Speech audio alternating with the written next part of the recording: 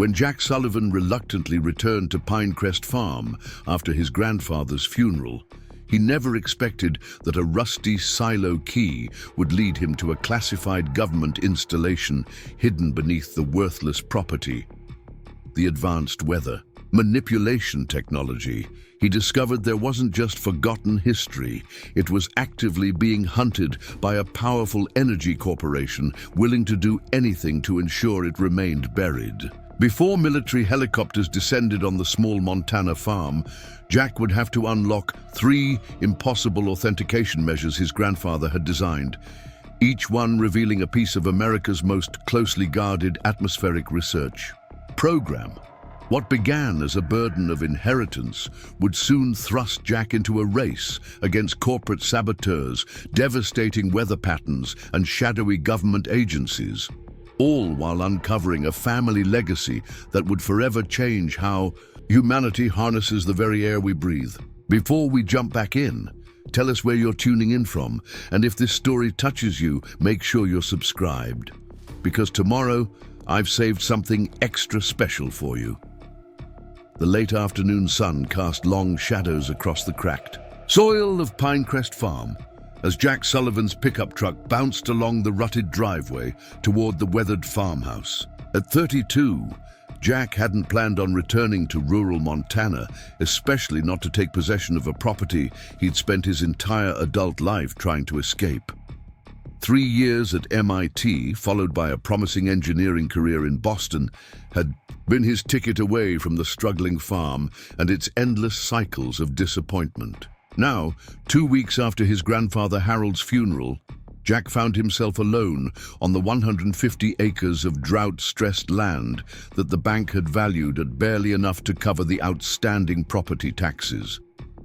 His brother Mark had already returned to his law practice in Chicago, leaving Jack to handle the final paperwork and decide what to do with the property that had been in the Sullivan family for nearly a century. "What a waste," Jack muttered, stepping out of his truck and surveying the dilapidated buildings.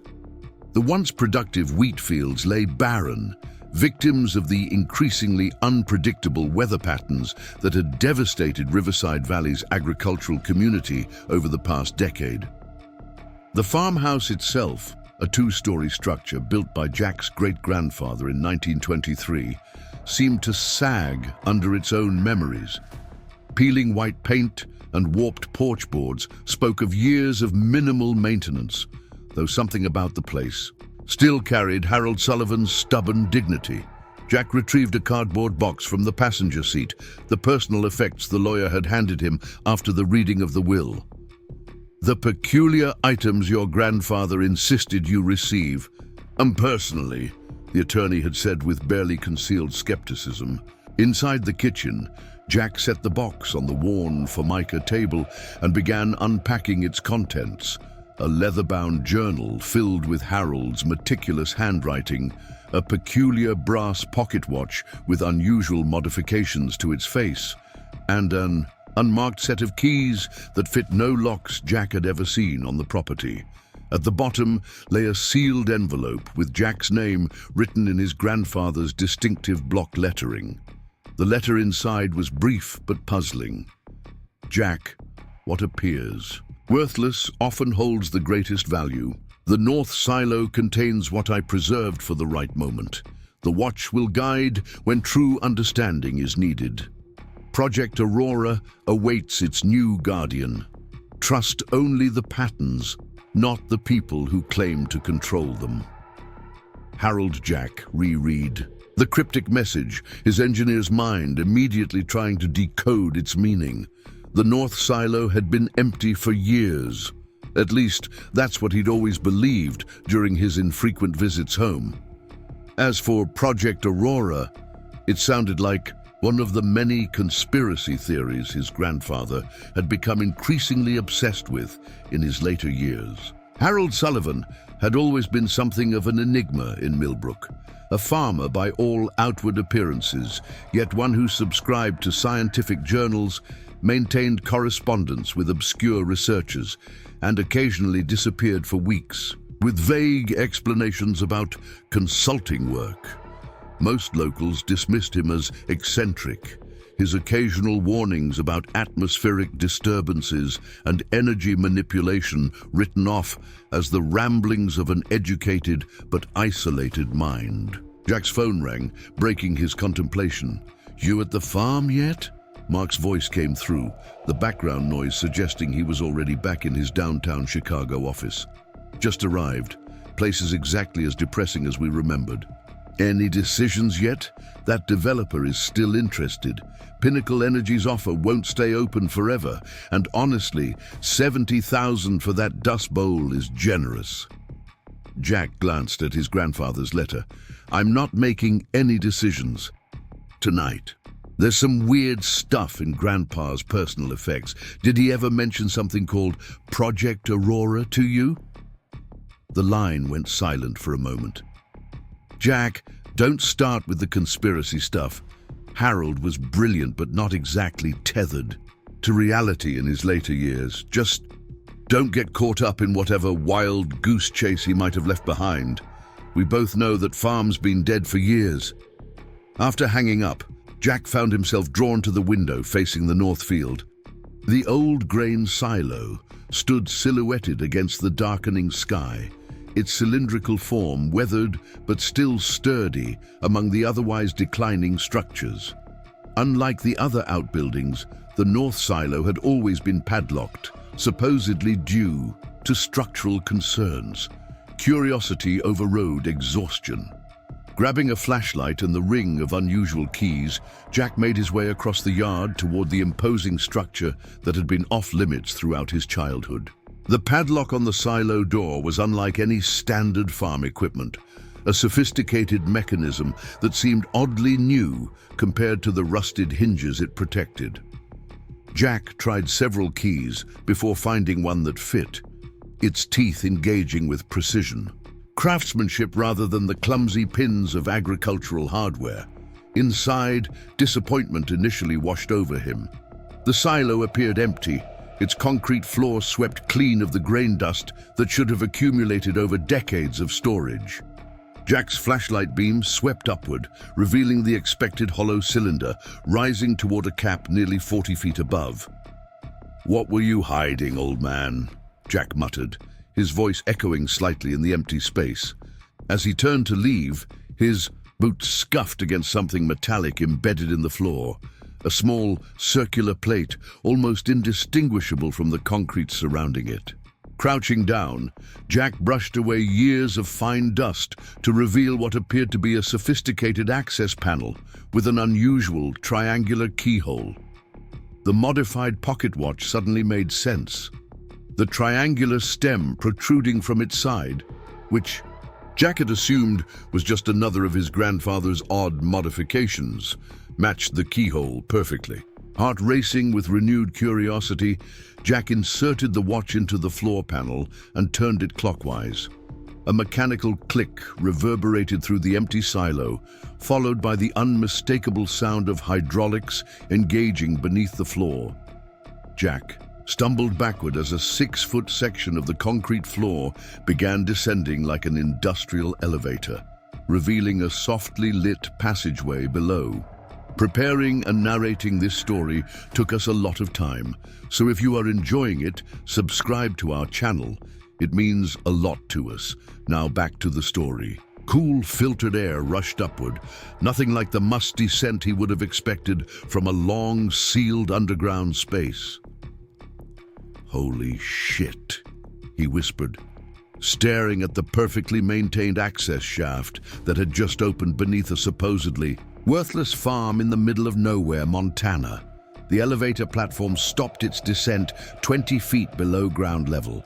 Jack's engineering background immediately registered the sophistication of the system. This wasn't some improvised bunker, but a precisely engineered installation with technology that seemed both vintage and oddly advanced. At the bottom, a curved corridor led away from the elevator platform, illuminated by recessed lighting that had automatically activated upon his arrival. The walls were lined with what appeared to be copper mesh, sandwiched between layers of transparent material. something Jack recognized as a variation of Faraday cage design typically used to block electromagnetic signals. The corridor opened into a vast, circular chamber that defied any rational explanation for its presence beneath a struggling Montana farm. The room, at least 60 feet in diameter, housed concentric rings of equipment surrounding a central column that stretched from floor to ceiling. The technology was a bizarre hybrid, vacuum tubes and analog dials, alongside components Jack couldn't identify despite his engineering degree.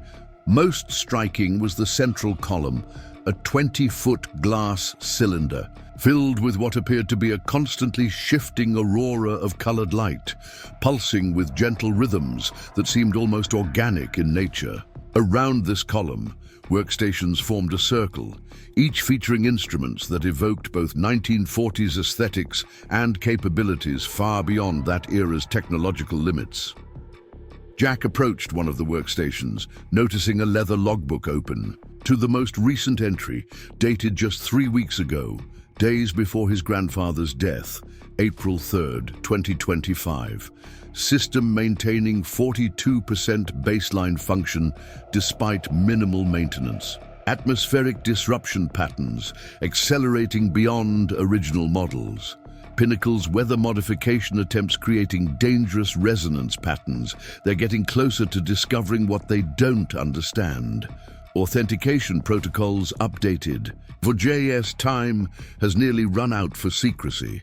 The patterns must be preserved rather than exploited. A wall of photographs caught Jack's attention. Historical images showing the construction of what appeared to be this very facility. In one, dated 1945, a group of serious-faced men in military and civilian attire stood before partially constructed equipment. Among them, Jack recognized a much younger version of his grandfather, standing shoulder to shoulder with individuals whose faces had been featured in history books about America's scientific achievements. Most surprising was a framed document bearing Presidential and War Department seals, a decommissioning order for Project Aurora Atmospheric Energy Initiative, dated 1964 and marked with stark red letters. Terminated all materials to be destroyed.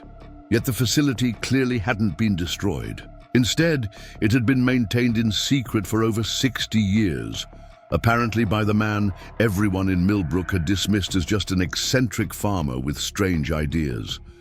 Jack's exploration was interrupted by a sharp mechanical tone from a monitoring station near the entrance. A surveillance screen displayed real-time footage of the farm's main entrance, where 2 black SUVs had just pulled through the gate, moving with the purposeful confidence of people who believed they had every right to be there. Jack's pulse quickened as he recognized the corporate logo on the vehicle's doors, the stylized P of Pinnacle Energy, the same company that had been pressuring his family to sell the seemingly worthless property for months. The surveillance system tracked the visitors as they approached the farmhouse. 4 individuals emerged from the vehicles, 3 men in tactical gear attempting to appear as ordinary security, and a slender man in an expensive suit whom Jack immediately recognized from business news segments, Victor Hawthorne, CEO of Pinnacle Energy and one of the most influential figures in the emerging weather modification industry. A second alert tone drew Jack's attention to another screen showing a real-time weather radar of Riverside Valley. Unlike standard meteorological displays, this one featured unusual overlays highlighting what appeared to be energy patterns within the approaching storm system, patterns that seemed distinctly unnatural in their geometric precision. Jack's mind raced, connecting pieces of a puzzle he hadn't known existed until moments ago. His grandfather's cryptic warnings about atmospheric manipulation, Pinnacle's aggressive interest in a seemingly worthless property, and now this hidden facility clearly designed to interact with weather systems in ways beyond conventional science. The facility's advanced communication system activated without warning, a voice emanating from speakers throughout the chamber. Unauthorized personnel approaching south perimeter. Guardian authentication required for security protocol activation. Jack's momentary panic was interrupted by a gentle chime from a previously dormant console near the central column. A message appeared on its screen in green text. Jack, if you're reading this, I've failed to complete the transition properly. Pinnacle has likely tracked energy signatures from the facility. Full authentication requires 3 elements: the chronometer key you've already used, vocal pattern recognition, and the harmonic sequencer. Complete authentication before they breach the north silo. Instructions in my journal under Guardian protocols. Trust the patterns, not the people. HS Jack grabbed the leather journal he'd brought from the house, quickly locating the section his grandfather had referenced. The handwritten instructions were precise, if bewildering. Guardian authentication requires 3 synchronized elements. 1. Chronometer key establishes temporal alignment, already accomplished if reading this. 2. Vocal pattern recognition requires successor to speak the Aurora Oath at primary console 3. Harmonic sequencer activation, pattern embedded in vinyl records in farmhouse library, sequence, Beethoven, Mozart, Bach, Vivaldi, specific movements noted in margin, without complete. Authentication, Aurora will initiate shutdown protocols to prevent misuse. Technology must be protected rather than destroyed. Jack glanced at the surveillance feed again. Hawthorne and his security detail had entered the farmhouse and appeared to be conducting a methodical search. They would eventually make their way to the north silo. Of that, Jack had no doubt. Racing back to the primary console, Jack found what appeared to be a voice recognition system. The screen displayed a simple prompt: speak the Aurora Oath. But what oath? The journal provided no specific text. Jack frantically flipped through more pages until he found a passage heavily underlined. We stand as guardians between forces of nature and forces of man. Power witnessed is power preserved for those who respect its patterns rather than bend them to will. Through observation comes harmony, through harmony, survival. Taking a deep breath, Jack read the passage aloud, his voice echoing slightly in the vast chamber. The console chimed in acknowledgement, a status indicator changing from red to yellow. The automated voice announced, vocal pattern accepted, partial authentication complete, awaiting harmonic sequence. 2 down, 1 to go. But the final authentication element, the vinyl records, were in the farmhouse, currently being searched by Pinnacle personnel. Jack's attention was drawn to another surveillance feed, showing Hawthorne examining a topographical map of the property, gesturing emphatically toward the north silo while speaking to his security team. They knew something was there. Just as Jack was contemplating his increasingly limited options, an unexpected ally appeared on the periphery of the farmyard. Sheriff Ben Cooper's patrol car pulled up behind the Pinnacle vehicles, the local lawman emerging with the cautious confidence of someone investigating unexpected visitors on private property. The surveillance system's directional microphones captured the confrontation. "Afternoon, gentlemen," Cooper said, approaching Hawthorne's group with a deliberate calm that belied his alertness. "Don't recall seeing your vehicles around Millbrook before. Mind explaining what brings Pinnacle Energy to private property without the owner's consent?" Hawthorne's smooth corporate demeanor surfaced immediately. "Sheriff, I'm Victor Hawthorne. We have an appointment with Jack Sullivan regarding our standing offer on this property. Perhaps he forgot to mention it." Cooper removed his sunglasses, his expression making it clear he wasn't buying the explanation. "Funny thing about that, I just spoke with Jack this morning and he didn't mention any appointments.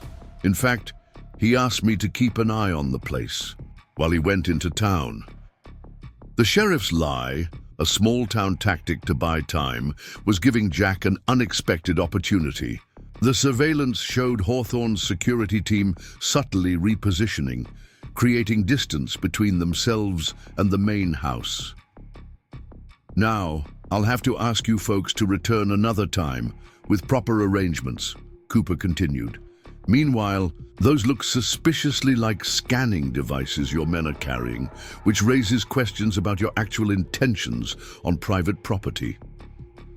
Jack realized the sheriff's intervention wouldn't delay Pinnacle for long. Hawthorne would either produce some hastily fabricated documentation or simply return with more personnel once Cooper left. Either way, Jack needed to complete the authentication process quickly. An inspiration struck him as he recalled his grandfather's peculiar habits. Harold had been obsessively organized, categorizing and backing up everything important. If the vinyl records contained crucial authentication data, he would have created a redundant system. Jack turned to the storage cabinets lining one wall of the facility, methodically searching through perfectly maintained files and equipment. In the third cabinet, he found exactly what he'd hoped for, a set of magnetic tapes labeled with the same composer names mentioned in the journal: Beethoven, Mozart, Bach, Vivaldi. Nearby stood a sophisticated analog playback system that appeared capable of analyzing rather than merely reproducing sound. Following the sequence noted in the journal, Jack loaded the first tape. The harmonic sequencer was unlike any authentication system he'd encountered in modern technology. Rather than analyzing discrete data points, it appeared to measure the mathematical relationships between sonic patterns, the universal language of music translated into authentication protocols. That would be virtually impossible to decode without knowing the exact sequence. As the final notes of Vivaldi's Winter Concerto resonated through the chamber, the central console chimed a third time. All status indicators shifted to green, and the automated voice announced, "Full authentication complete. Guardian status confirmed. Project Aurora now under operational control of Jack Sullivan." The central column's swirling aurora intensified, its colors shifting toward a deeper blue as systems throughout the facility activated fully.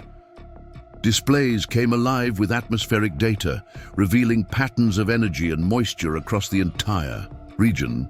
Patterns that clearly showed unnatural disruptions, centered on what Jack recognized as Pinnacle Energy's experimental weather modification station 50 miles to the west. A previously dark section of the main console illuminated, revealing what appeared to be defensive systems designed to counteract external atmospheric manipulation.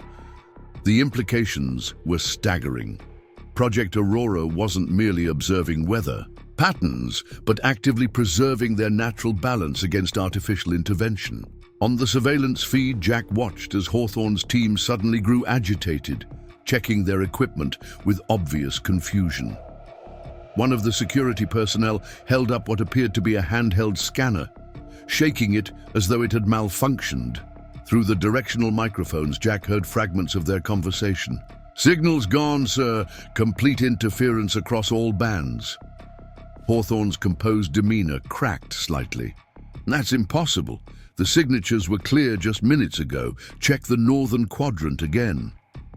"Nothing, sir.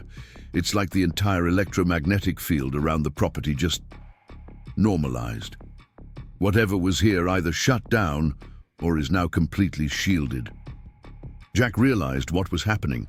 The fully activated Aurora system was neutralizing Pinnacle's detection capabilities, masking its own signatures while simultaneously mapping theirs. The facility wasn't just passive technology, it was actively defending itself. Sheriff Cooper, seemingly enjoying Hawthorne's obvious frustration, leaned against his patrol car. "Seems like your equipment's having troubles, Mr. Hawthorne. Montana weather can play havoc with sensitive electronics. Maybe take that as a sign today's not your day for real estate negotiations." After a brief but intense conversation among his team, Hawthorne reluctantly returned to his vehicle, his calculated smile failing to mask his irritation. "Please inform Mr. Sullivan we'll be in touch with a revised offer. This property has unique characteristics we find valuable. "I'll be sure to pass that along," Cooper replied, remaining in place until all Pinnacle vehicles had departed the property. Once alone in the facility, Jack spent hours absorbing the true nature of his inheritance. Project Aurora had been established in 1945 as part of a classified program studying atmospheric energy patterns, not to manipulate weather as current commercial ventures attempted, but to understand and preserve natural equilibrium against both accidental and intentional disruption. According to his grandfather's detailed records, the government had officially shut down the project in 1964, when certain officials pushed to weaponize its capabilities. Rather than allow the technology to be misused or destroyed, Harold Sullivan and a small group of the original scientists had orchestrated its apparent dismantling while secretly preserving its core functions beneath the family farm. For 60 years, Harold had maintained the facility while monitoring global weather patterns, occasionally making subtle adjustments to counterbalance the most dangerous atmospheric manipulations attempted by governments and, more recently, corporations, like Pinnacle Energy. Most concerning were the facility's recent readings showing accelerating disruptions in natural patterns, disruptions that correlated perfectly with the failing crops and increasingly severe weather events devastating farming. Communities across the region, Pinnacle's experimental weather stabilization technology was actually creating the very problems the company then offered to solve through land acquisition and controlled agricultural environments. A soft chime from the communication system interrupted Jack's research. Sheriff Cooper's voice came through with surprising clarity. "Jack, if you can hear me, I've secured the perimeter for now. But Pinnacle's people will be back, probably with lawyers and paperwork next time. Your grandfather suggested I might find you near the North Silo if things ever went sideways after he was gone. Whatever you've found down there, it's what they've been hunting for years." Jack activated the response system. "Ben, you knew about this place?" "Not exactly. Harold never showed me, but he made sure I understood enough to run interference if necessary. Said when the time came, you'd need space to understand what he'd protected. Those Pinnacle folks have been sniffing around every property in the county, with unusual geological features or electrical patterns. Whatever your grandfather was hiding from them, he was convinced it needed to stay hidden until the right person took guardianship. How much time do you think we have?" "Hawthorne isn't the type to give up easily. I'd guess they'll return. Within 24 hours, probably with some manufactured emergency inspection order or environmental testing warrant. These big corporations have judges in their pockets who don't look too closely at the paperwork." "Nay." After ending the communication with Cooper, Jack returned to his grandfather's journal, focusing on the sections detailing Aurora's capabilities. What he found transformed his understanding of both the facility and his family legacy. Aurora wasn't merely a passive monitoring system, it was capable of restoring natural atmospheric patterns disrupted by artificial interference. Where Pinnacle's technology forced weather changes through brute force energy injection, Aurora worked by subtly reinforcing natural harmony, essentially reminding atmospheric systems of their natural state rather than compelling them to change. The implications were revolutionary. While corporations sought to control weather for profit, Aurora offered a different approach: preservation and restoration of natural balance without the catastrophic side effects increasingly evident in commercial weather modification. As night fell over Pinecrest Farm, Jack watched real-time data showing the artificial disruptions Pinnacle systems were creating throughout the region. Their approach was fundamentally flawed, forcing short-term changes that created cascading imbalances requiring ever more aggressive intervention, a profitable cycle for a company selling both the problem and the supposed solution. The question Jack now faced was what to do with this extraordinary inheritance. His grandfather's final journal entries made his concerns clear. Aurora's technology needed protection from those who would exploit it, yet its capabilities were increasingly essential as commercial weather manipulation accelerated global atmospheric instability. Jack's phone rang, Mark calling again, probably to press for a decision on Pinnacle's offer. "You're not going to believe what I found," Jack said before his brother could speak. "Please tell me you're not buying into whatever conspiracy theories." "Grandpa left behind," Mark sighed. "Hawthorne's office called my firm directly today. They've doubled their offer to $140,000.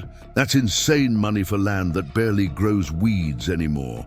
"It's not about conspiracy theories," Jack replied. "There's an entire research facility hidden beneath the North Silo. Advanced technology monitoring atmospheric patterns and counteracting artificial weather manipulation. That's what Pinnacle has been after all along, not the land, but what's beneath it." The silence on the other end of the line stretched uncomfortably before Mark responded. "Jack, listen to yourself.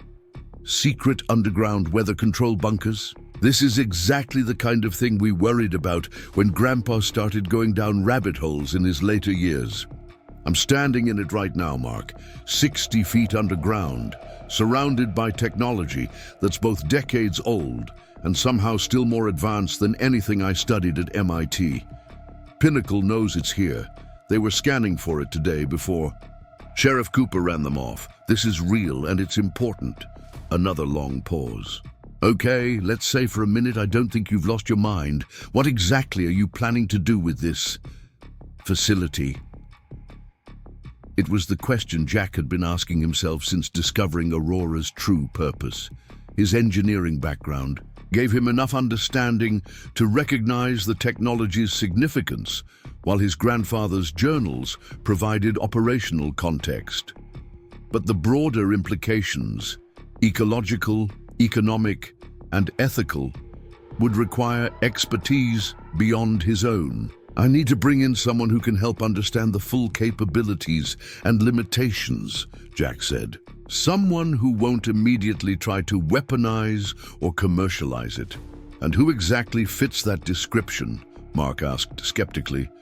Jack thought of the names mentioned in his grandfather's later journals, researchers who had recognized the flaws in commercial weather modification without having access to alternatives. One name appeared repeatedly: Dr. Rachel Martinez, an atmospheric scientist whose recent papers had specifically criticized Pinnacle's methodology while advocating for approaches that sounded remarkably similar to Aurora's fundamental principles. "I have someone in mind," Jack replied.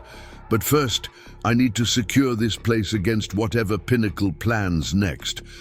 They'll be back, probably tomorrow, with paperwork that looks legitimate enough to force access. You can't just barricade yourself in a farm against a corporation like Pinnacle," Mark warned. "They have resources we can't imagine." "I'm not planning to fight them directly," Jack said, an idea forming as he studied Aurora's defensive capabilities. "I'm going to give them exactly what they're afraid of, proof that their approach to weather modification is causing the very problems they claim to solve." As the call ended, Jack turned his attention to Aurora's central console, where atmospheric data revealed the next artificially intensified storm system already forming on the horizon. A system that would bring destructive winds and minimal moisture to already struggling farmland, creating another opportunity for Pinnacle to acquire distressed properties. The system's preservation protocols, designed to restore natural patterns rather than impose artificial ones, could do more than just shield the facility's presence. At full capacity, Aurora could demonstrate an irrefutable contrast between harmony and exploitation, a revelation that would change everything about humanity's approach to environmental manipulation. Morning would bring Pinnacle's return with legal leverage and corporate resources. But for the first time since inheriting his grandfather's seemingly worthless farm, Jack Sullivan felt something unexpected taking root, not just understanding, but purpose. The very technology that corporations had tried to bury for decades might now offer exactly what the world needed most, a way to restore balance rather than control it. Harold Sullivan hadn't just preserved a secret government project beneath his struggling farm.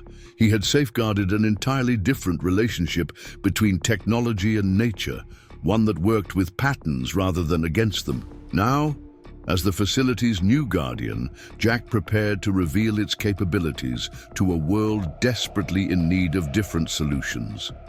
The seemingly worthless inheritance was about to become the most valuable discovery of the century, not because of the power it contained, but because of the harmony it could restore. The surveillance screen showing Pinnacle Energy's vehicles pulled Jack's attention away from his grandfather's journal. Their presence wasn't coincidental. They knew something was here. Jack needed to understand this facility quickly if he had any hope of protecting it from whatever Hawthorne and his company had planned.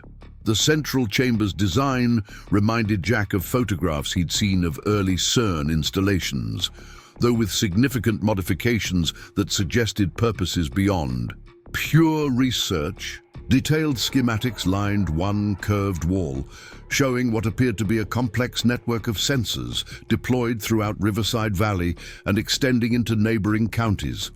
A monitoring grid disguised as ordinary farm equipment, weather, vanes, and even decorative windmills that dotted the rural landscape. A soft mechanical hum emanated from the central column as the aurora-like energy pulsed with increasing intensity. The facility wasn't just awakening, it was actively responding to something happening outside. Weather monitors displayed an approaching storm system, but unlike conventional meteorological data, these screens showed energy patterns within the clouds that formed unnaturally precise geometrical configurations. "Artificial weather formation detected," announced an automated voice from the chamber's communication system. "Pattern signature matches Pinnacle Energy modulation frequency. Destructive potential, Category 2. Recommended response, pattern restoration protocol." Jack studied the displays, his engineering background allowing him to grasp the basic principles, if not the advanced science behind them. Pinnacle wasn't just monitoring weather. They were actively creating the destabilized conditions that had been devastating farms throughout the region. "They're manufacturing the crises that force farmers to sell," Jack muttered, the realization hitting him with stunning clarity. His grandfather hadn't been paranoid. He'd been one of the few people who understood what was actually happening. A series of journals on a nearby workstation contained Harold's meticulous documentation of Pinnacle's activities over the past decade. What had begun as experimental weather modification under the guise of drought mitigation had evolved into a sophisticated program of targeted atmospheric disruption. Pinnacle created precision weather events that damaged specific agricultural regions, then swooped in to purchase devalued properties at a fraction of their potential worth. More disturbing were the property acquisition maps Harold had compiled. Pinnacle wasn't buying land randomly. They were systematically acquiring positions around specific geological formations and atmospheric convergence points. Pinecrest Farm sat at the center of one such convergence, which explained their persistent interest despite its apparent worthlessness. The facility's defensive systems continued monitoring Hawthorne's team as they methodically searched the farmhouse. Through directional microphones, Jack could hear fragments of their conversation. The readings were strongest near the north field, one of the security personnel reported. "Whatever Sullivan was hiding, it's not in the main house." Hawthorne's voice came through with cold precision. "Find his research materials first." Sullivan kept records of everything. There must be access information somewhere in this house. Jack needed to secure the facility before they discovered its entrance. The authentication system he'd partially completed would prevent unauthorized access, but Pinnacle's resources and determination suggested they might find alternative means of entry if given enough time. A glowing console near the central column drew Jack's attention, the primary control interface based on his grandfather's notes. A series of defensive protocols were listed, each requiring specific authorization. One option stood out: electromagnetic shield deployment, full spectrum. According to the technical specifications, this would activate a field disrupting all unauthorized electronic surveillance and scanning equipment within a 1-mile radius of the facility. It wouldn't stop Pinnacle physically, but it would blind their instruments and potentially mask the facility's energy signature. Jack entered the command sequence described in his grandfather's journal. Moments later, the copper mesh lining the facility's walls glowed briefly with a subtle blue luminescence, and the status indicators shifted to show active shielding. On the surveillance feeds, Jack watched Hawthorne's team react with immediate confusion. Their handheld scanning devices sparked slightly before shutting down completely. One of the security personnel removed an earpiece, wincing as if it had emitted a painful feedback squeal. "What the hell was that?" the man demanded, examining his now dead equipment. Hawthorne's composed demeanor faltered momentarily. "It's Sullivan's countermeasures. He always was thorough." He turned to his security chief. "Radio the secondary team. Tell them to bring the portable drilling equipment and the EM-resistant sensors. Whatever's generating this interference is exactly what we're looking for." Jack's momentary advantage wouldn't last long. Pinnacle had clearly prepared for resistance, which meant they knew more about Project Aurora than he'd initially assumed. The question was how much they actually understood about its true purpose and capabilities. A series of photographs on the opposite wall caught Jack's attention. Historical images he'd initially overlooked during his first scan of the facility.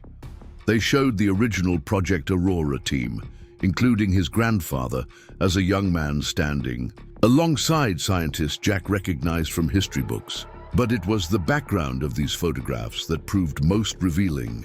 They weren't taken in Montana, but at various locations around the world. The Arctic Circle, the Amazon Basin, the Sahara Desert, and what appeared to be Tibet. Beside these photographs hung framed letters and documents, their yellowed pages protected behind glass. A 1946 memo from the War Department outlined Project Aurora's original mission. Following observations of unprecedented atmospheric phenomena during the Trinity test, Project Aurora is hereby established to investigate naturally occurring energy patterns within Earth's atmosphere and their potential applications for climate stabilization. Given recent meteorological disturbances attributed to atomic testing, priority shall be given to technologies capable of restoring natural atmospheric harmony rather than further disruption. The implications stunned Jack. Project Aurora hadn't been designed to control weather as a weapon. It had been created to heal atmospheric damage caused by humanity's other technologies. It was a restoration system, not a control system. A small brass plaque mounted below the documents bore an inscription that seemed to serve as the project's guiding principle: observation without interference, harmony without domination, protection without control. Jack's exploration was interrupted by an urgent alert from the security system. The surveillance feed from the farm's perimeter showed 3 additional Pinnacle vehicles approaching, large utility trucks carrying equipment concealed under tarpaulins. He needed help, someone who could understand Aurora's scientific principles more completely than he could with his engineering background. The facility's database would likely contain contacts who had worked with his grandfather over the years, people who understood Aurora's purpose and potentially had the scientific credentials to help legitimize its existence before Pinnacle could seize or destroy it. At a communications terminal, Jack accessed his grandfather's secure contact database. Most entries were decades old, many marked as deceased or compromised. But one recent addition caught his eye: Dr. Rachel Martinez, atmospheric scientist, Northwestern University. The entry included a personal note: independently discovered atmospheric harmonic principles similar to Aurora's fundamental approach.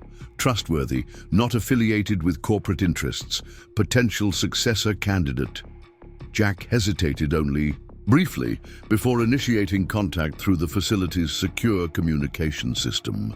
A message would risk exposure, but inaction guaranteed Pinnacle would eventually breach the facility. The choice was clear. The system connected after several moments, displaying "secure link established" on the monitor. Jack drafted a brief message: "Dr. Martinez, you don't know me, but my grandfather Harold Sullivan considered you a potential ally. I've recently discovered his life's work, Project Aurora, and it aligns with your research on atmospheric harmonic restoration. Pinnacle Energy is currently attempting to seize the technology. If you're willing to help, respond to this secure channel.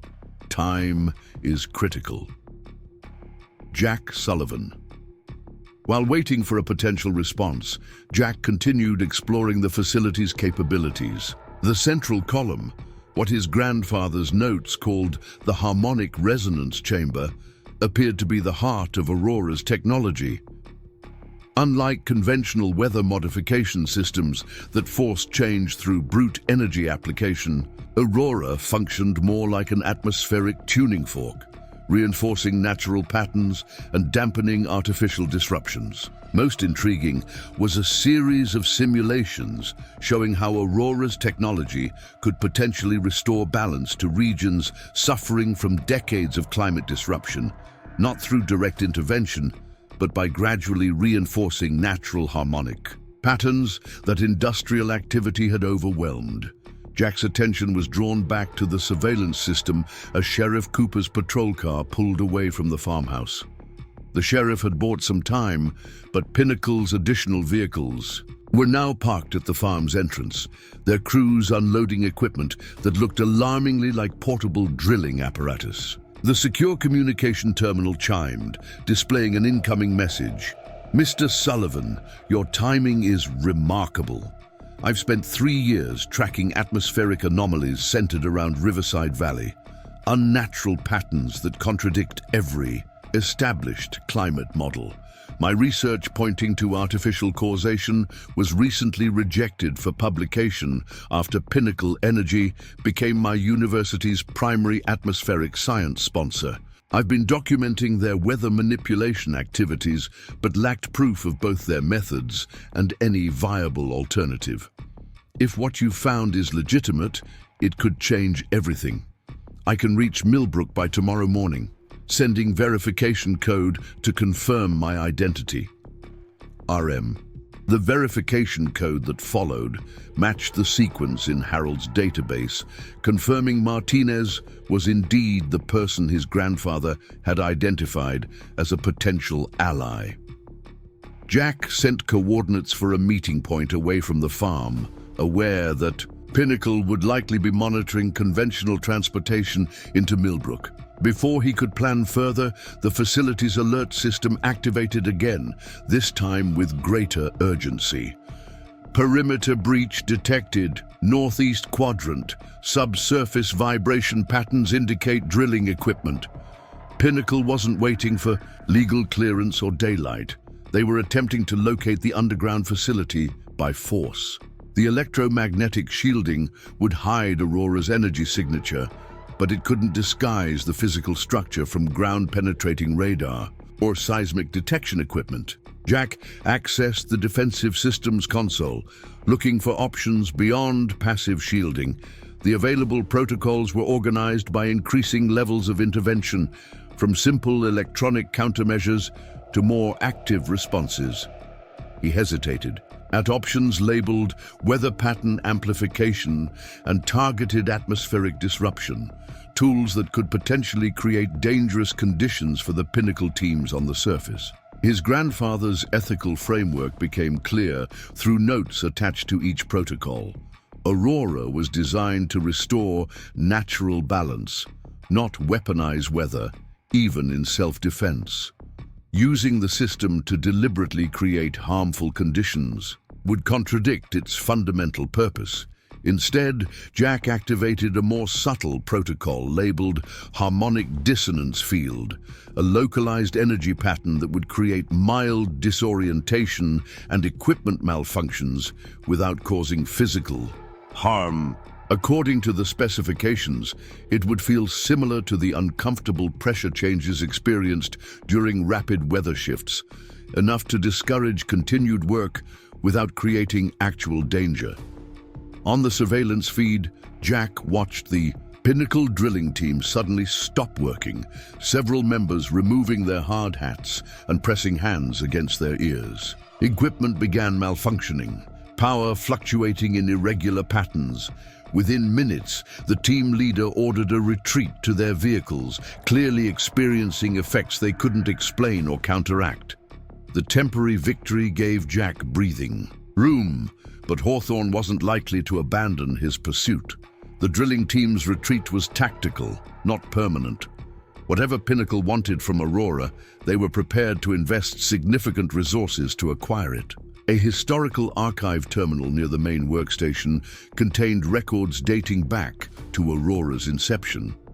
Jack began searching for information that might explain Pinnacle's specific interest in the technology. The documents revealed a complex history that extended far beyond weather modification. Project Aurora had begun as an atmospheric research initiative, following observations of unusual weather patterns after the first atomic tests. Scientists had discovered that nuclear detonations created disruptions in what they termed atmospheric harmonic patterns, naturally occurring energy flows that regulated global weather systems. These disruptions appeared to cascade through connected weather patterns, creating increasingly unpredictable climate behavior. Rather than trying to control weather directly, Aurora's founders had developed technology to observe these natural patterns and, when necessary, dampen artificial disruptions by reinforcing the original harmonic state, essentially helping the atmosphere remember its natural rhythms after human activities disrupted them. By the early 1960s, the project had established monitoring stations worldwide, creating a network that could track atmospheric patterns across the entire planet. The results were remarkable. Regions experiencing unusual weather disruptions showed measurable improvement when Aurora's harmonic reinforcement was applied. Then in 1964, everything changed. New military leadership pushed to weaponize Aurora's technology, seeking ways to create rather than resolve atmospheric disruption. When the original scientific team resisted, the government officially terminated the project, ordering all research destroyed and facilities decommissioned. The records showed that Jack Sullivan, along with a small group of the original scientists, had orchestrated an elaborate deception, appearing to comply with the shutdown while secretly preserving Aurora's core technology and research. They had dismantled the central facility, then rebuilt it beneath Pinecrest Farm, chosen for its unique position at a convergence of major atmospheric currents. For decades, this small group had maintained Aurora's monitoring network, gradually replacing the original government sensors with innocuous-looking equipment distributed across private properties owned by project sympathizers. They had continued Aurora's mission of observation and occasional harmonic reinforcement, working in secret to counterbalance the most dangerous artificial disruptions to Earth's atmospheric patterns. A classified report from 1989, apparently smuggled out of a government archive, revealed that certain military and corporate interests had never stopped searching for Aurora's missing technology. The report specifically mentioned a classified program code-named Atmospheric Resource Development Initiative that sought to develop weather manipulation capabilities for both military and commercial applications. The connection to Pinnacle became clear in a journal entry from just 2 years ago. March 2023, Pinnacle Energy has acquired the remnants of RDI technology through their purchase of Westbrook Meteorological Systems. Their climate stabilization platform is fundamentally the inverse of Aurora's approach, forcing atmospheric patterns rather than reinforcing natural harmony. Their commercial implementation creates profitable weather crises that their subsidiaries then solve through controlled agricultural environments. They've begun searching for Aurora, not to learn from it, but to eliminate the only technology capable of revealing and counteracting their manipulation. The facility's alert system interrupted Jack's research with a new warning. Incoming weather anomaly detected. Artificial pattern signature consistent with Pinnacle modulation technology. Projected convergence over Riverside Valley in 6 hours. Severity assessment, Category 3, agricultural disruption event. The attached meteorological data showed a developing storm system with wind patterns engineered to damage standing crops, without providing beneficial rainfall, exactly the kind of event that had been devastating local farms and driving distressed property sales. This wasn't just about controlling Aurora anymore. Pinnacle was actively deploying weather manipulation to devalue the remaining independent farms in Riverside Valley. The imminent storm would likely cause millions in crop damage, forcing more families to sell to the only company making offers, Pinnacle Energy. Jack accessed Aurora's harmonic response capabilities, studying the options for countering Pinnacle's approaching storm. The system offered multiple intervention levels, from subtle pattern reinforcement to more active harmonic opposition. Each option included detailed predictions of environmental impact and energy requirements.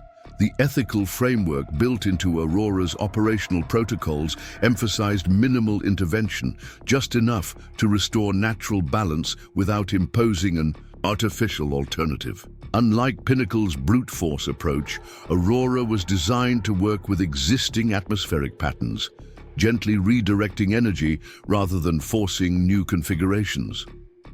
Jack selected the graduated harmonic restoration protocol, which would systematically counterbalance the artificial disruptions within the approaching storm system.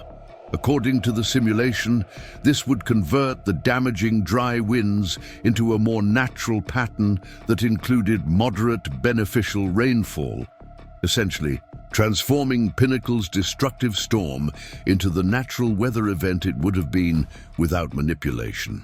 The system requested final authorization, displaying a warning that activation would create a detectable energy signature that might reveal Aurora's location to sophisticated monitoring equipment. The risk was significant, but the alternative, allowing Pinnacle to devastate more family farms, was unacceptable. Jack entered the authorization code from his grandfather's journal, and Aurora's central column brightened dramatically, the swirling energy patterns accelerating as the system engaged with the distant atmosphere. Monitoring displays showed the harmonic resonance field expanding outward from the facility, invisible to conventional detection, but profoundly influential on the atmospheric patterns it encountered. The approaching storm's unnatural geometric structures began to dissolve on the monitoring screens, the artificial patterns gradually yielding to more organic configurations. Wind vectors shifted, moisture content increased, and the destructive potential diminished as natural balance reasserted itself under Aurora's subtle guidance. Jack watched in fascination as the system worked, not by imposing its own pattern, but by simply reminding the atmosphere of its natural state, like a tuning fork, helping an orchestra return to harmony after discordant interference. A proximity alert from the perimeter sensors pulled Jack's attention back to the immediate threat.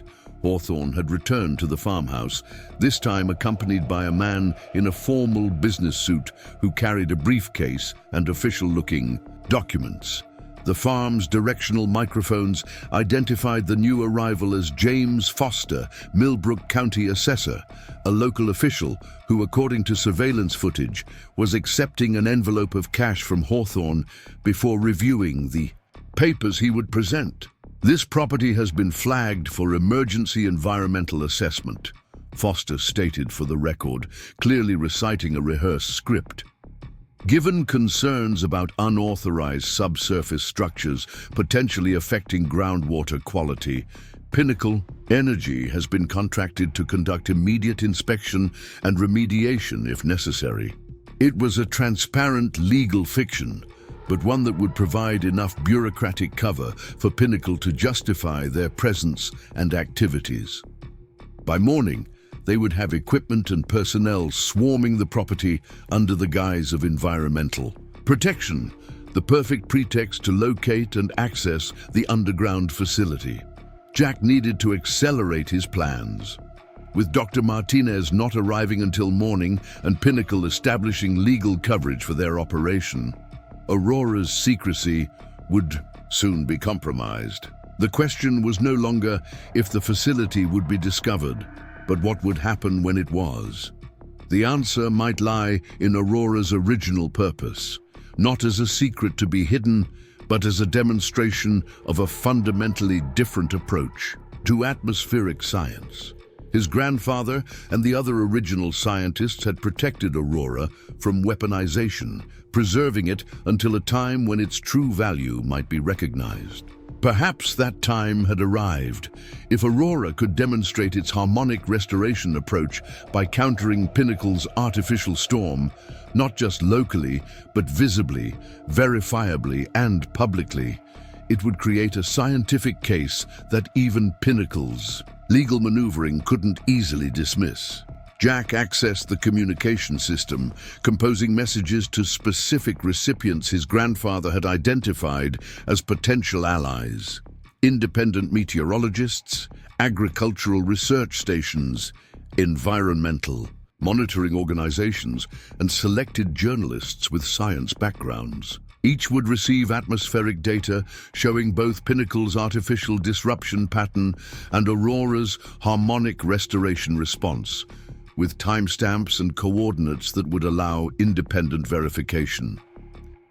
He hesitated before sending, aware that this action would irreversibly expose Aurora's existence. For decades, secrecy had protected this technology from those who would misuse it. But secrecy had also prevented its benefits from reaching a world increasingly destabilized by corporate manipulation of natural systems. The decision became clearer as Jack reviewed his grandfather's final journal entries. Project Aurora was never meant to remain hidden forever. We protected it from weaponization during an era when military applications would have dominated. We maintained it through decades when corporate interests would have exploited or destroyed it. But we always preserved it for future generations, who might recognize its true purpose, harmony rather than control. The choice to reveal Aurora must come when the need outweighs the risk, when enough people can understand its principles to prevent its misuse. That moment approaches as Pinnacle's weather manipulation creates increasingly visible consequences. When the time comes, Aurora must not merely be defended as a secret technology, but demonstrated as an alternative path forward. Jack sent the data packages through Aurora's secure communication system, establishing an information trail that would be difficult to suppress regardless of what happened at the farm. Then he activated the facility's data preservation protocol, creating encrypted backups of all research, operational parameters, and historical records. Insurance against Pinnacle's likely attempt to seize or destroy Aurora's knowledge base. With these precautions in place, Jack returned his attention to the immediate situation. The surveillance system showed Hawthorne's team establishing a perimeter around the north silo, setting up portable lights and unloading ground-penetrating radar equipment. They would begin a systematic survey at first light, working with the County assessors environmental inspection authorization as their legal shield. Jack needed to prepare for direct confrontation while ensuring Aurora's harmonic restoration of the approaching storm continued uninterrupted. The facility included living quarters and supplies sufficient for extended occupation. His grandfather had planned for this scenario, creating a space where Aurora's guardian could maintain operations even during surface disruptions. As night fell over Pinecrest Farm, Jack Sullivan found himself in a position he could never have imagined when he'd arrived to liquidate his seemingly worthless inheritance. He was now the guardian of technology that could fundamentally change humanity's relationship with Earth's atmosphere, not through domination, but through harmony, not through control, but through restoration. The approaching storm, now transformed from Pinnacle's destructive manipulation into a naturally balanced weather system, would reach Riverside Valley by dawn.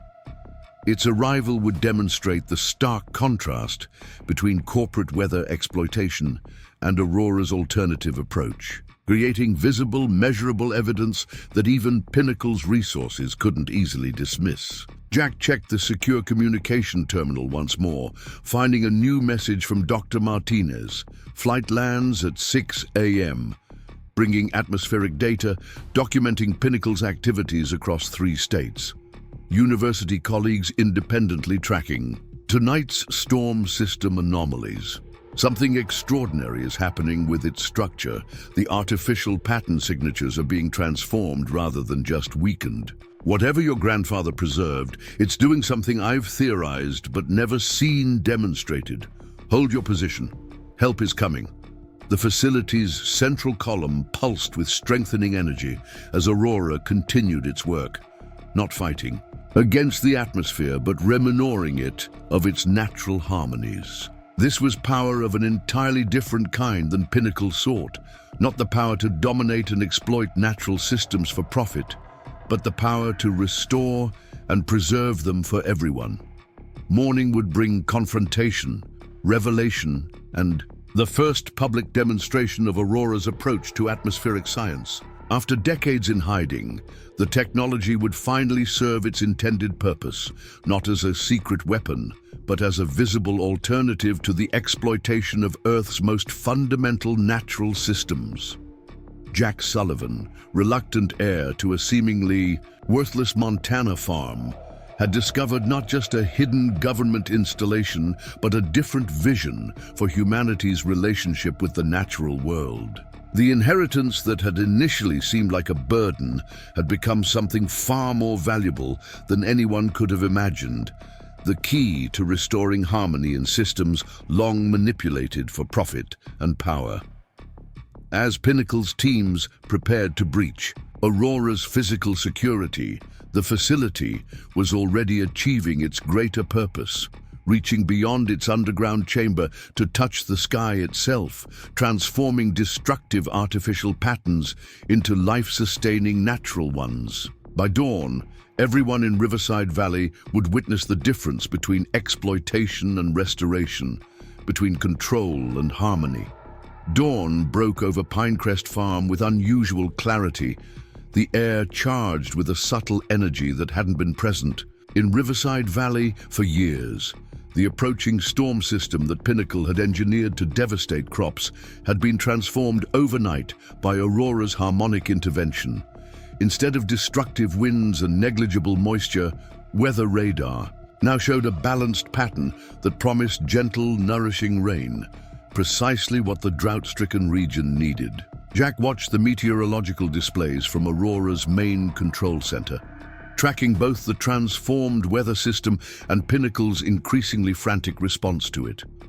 Their monitoring stations across 3 counties were detecting the change, but struggling to understand how their carefully designed atmospheric disruption had been so completely reharmonized. Through the facility's surveillance system, Jack could see Hawthorne pacing near the north silo, his typically composed demeanor cracking as he barked orders into a satellite phone. The drilling equipment that had been positioned to breach the underground facility now sat idle, its operators clearly waiting for new instructions as the situation evolved in unexpected ways. "I don't care what your instruments are showing," Hawthorne snapped into his phone. "Something is actively counteracting our atmospheric modifiers. The pattern signature matches nothing in our database." He paused, listening to the response. "No, we haven't breached the underground structure yet. Sullivan's countermeasures are more sophisticated than anticipated, but whatever is happening to our weather program originated from this location. I'm certain of it." Jack's attention was drawn to another monitor showing a vehicle approaching the farm, an unremarkable sedan with rental car plates. Dr. Martinez had arrived earlier than expected, navigating the back roads to avoid Pinnacle's surveillance.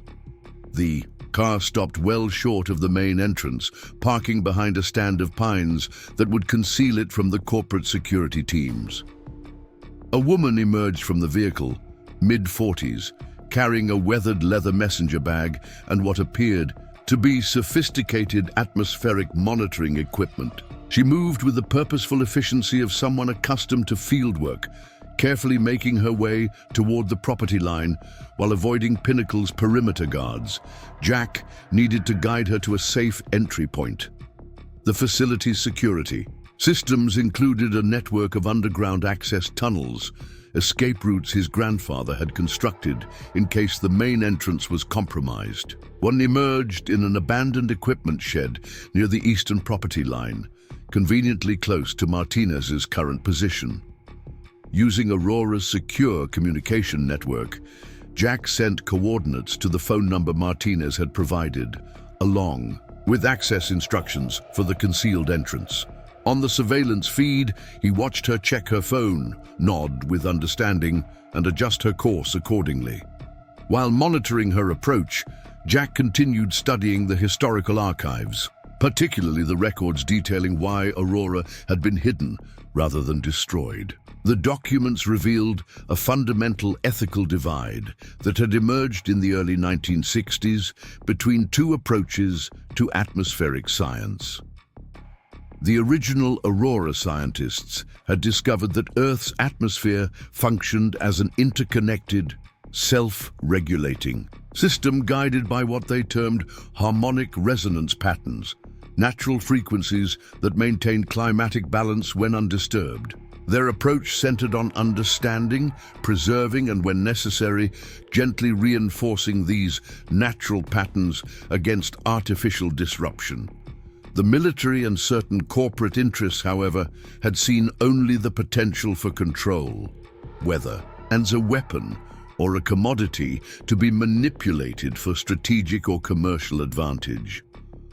When the original scientists refused to weaponize their discoveries, the project was officially terminated, its funding diverted to more aggressive weather modification, programs that evolved directly into what Pinnacle now deployed. But Harold Sullivan and his colleagues had recognized something their military overseers hadn't, that true atmospheric stability couldn't be achieved through force. The more humanity attempted to control weather through brute force intervention, the more chaotic global patterns would become, eventually creating cascading disruptions that no technology could manage.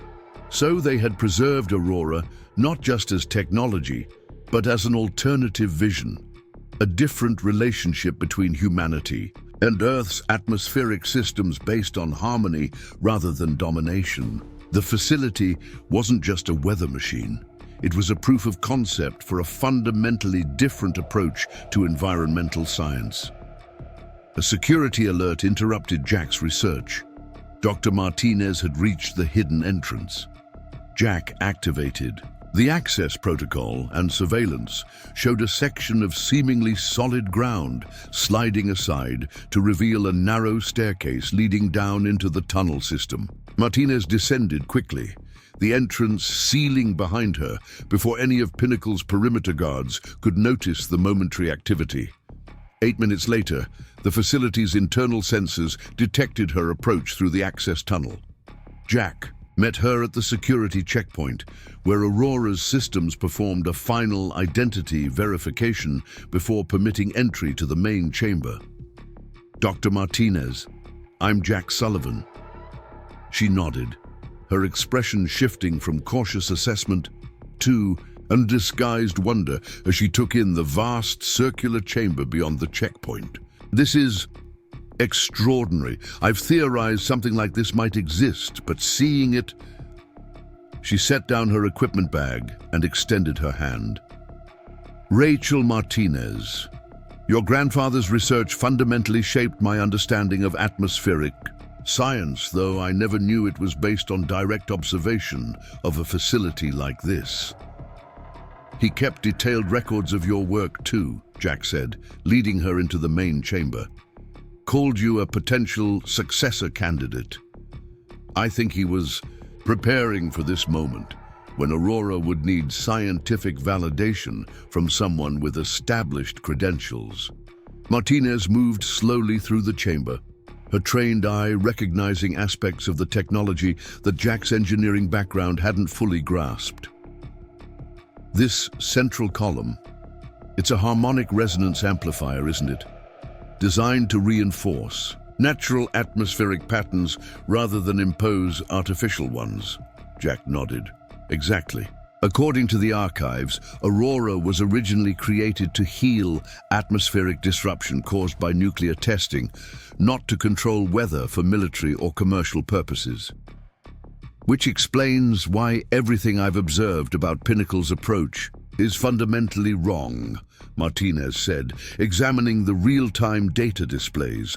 They're forcing artificial patterns onto natural systems, creating profitable instability that their commercial solutions then temporarily mitigate. She turned to the weather displays showing the transformed storm system. Did you do this? Reharmonize their destructive pattern into beneficial rainfall? Aurora did, Jack clarified. I just activated the system. It recognized Pinnacle's artificial pattern and restored the natural harmonic state that should have existed without their interference. Martinez's scientific reserve gave way to open enthusiasm as she examined the detailed atmospheric data. This confirms everything my research has suggested. Earth's atmosphere functions as an interconnected harmonic system, not the mechanistic model Pinnacle and similar corporations have built their technology around. She gestured to the monitors. What we're seeing here is the fundamental difference between restoration and control, between working with natural systems and attempting to dominate them. A security alert interrupted their discussion. Pinnacle's teams were mobilizing on the surface, apparently responding to new information. The surveillance system captured Hawthorne receiving what appeared to be satellite imagery, his expression darkening as he studied it. They've spotted the atmospheric harmonic field, Martinez observed, examining the technical data. Aurora's restoration creates a distinctive energy signature when active, subtle but detectable with the right equipment.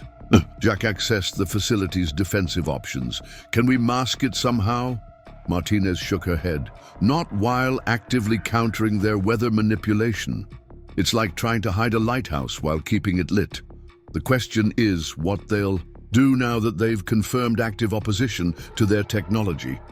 The answer came moments later as Hawthorne dispatched teams to establish a complete perimeter around the farm, while summoning additional equipment, including what appeared to be a portable electromagnetic pulse generator.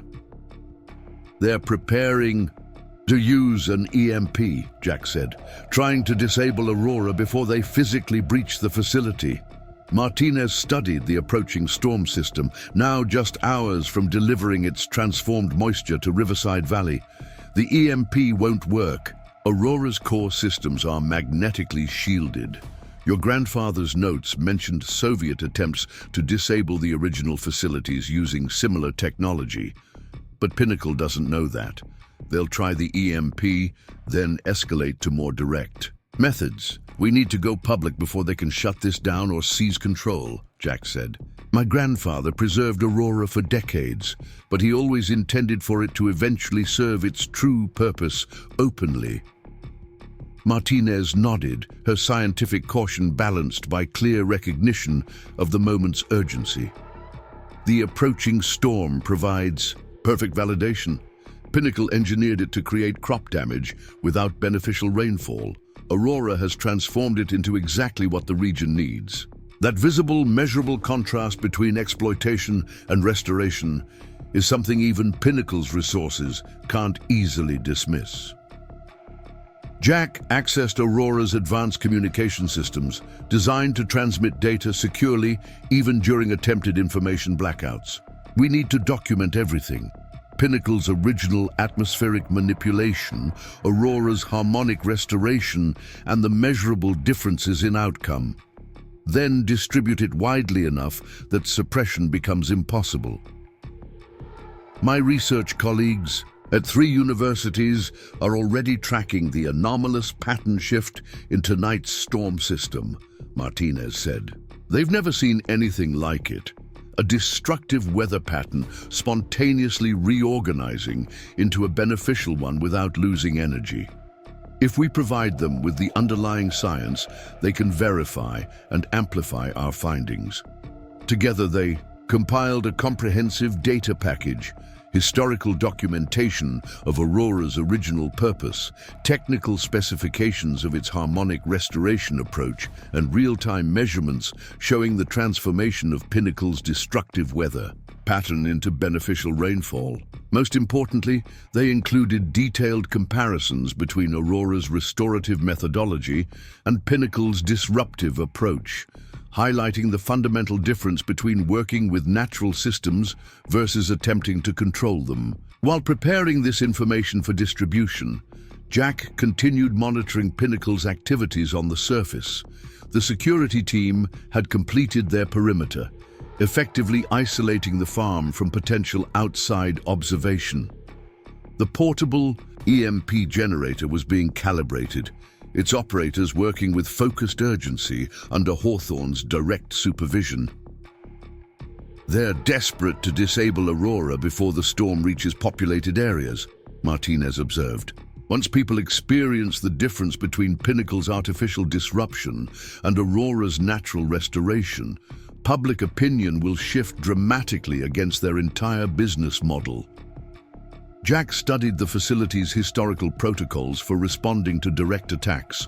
His grandfather had documented previous attempts to disable or destroy Aurora, each met with appropriate defensive measures that protected the facility without causing harm to the attacking forces. The ethical framework was clear. Aurora would defend itself, but would not weaponize its capabilities even against those seeking its destruction. A notification from the communication system indicated their data package had been successfully transmitted to Martinez's research network. Independent meteorological organizations, environmental monitoring stations, and selected journalists with scientific backgrounds. The information was now being distributed through channels that Pinnacle couldn't easily suppress. "It's done," Jack said. "Whether or not they breach this facility, Aurora's approach is now public knowledge."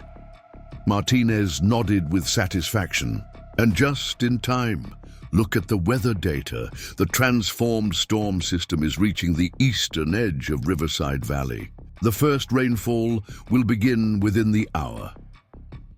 On the surveillance feeds, Pinnacle's teams had activated their EMP generator, directing its focused pulse toward the north silo, where their scanning equipment had detected the highest energy signatures. The screens briefly flickered as the electromagnetic pulse washed over the farm, but Aurora's shielded systems remained fully operational, its harmonic restoration of the approaching storm continuing uninterrupted. Hawthorne's reaction to the failed EMP attempt was immediate and revealing. Rather than proceeding with more aggressive methods, he initiated a rapid withdrawal, ordering his teams to pack essential equipment while leaving the heavier machinery behind. The surveillance system's directional microphones captured fragments of his urgent phone conversation. Yes, complete information containment breach. Sullivan had fail-safes we didn't anticipate. The harmonic restoration approach is already being distributed to research institutions. No physical acquisition is no longer viable. Too many observers tracking the atmospheric data now. Yes, we need to pivot immediately to Plan B. Preparation for public response is critical. They're retreating, Jack said with surprise. Why would they abandon their attempt to seize Aurora now? Martinez studied Hawthorne's body language on the monitors. Because they're shifting strategies. Physical control of Aurora is no longer their primary concern. Information control is. They need to formulate a response to the public revelation of both their weather manipulation program and Aurora's alternative approach. What kind of response could possibly justify what they've been doing?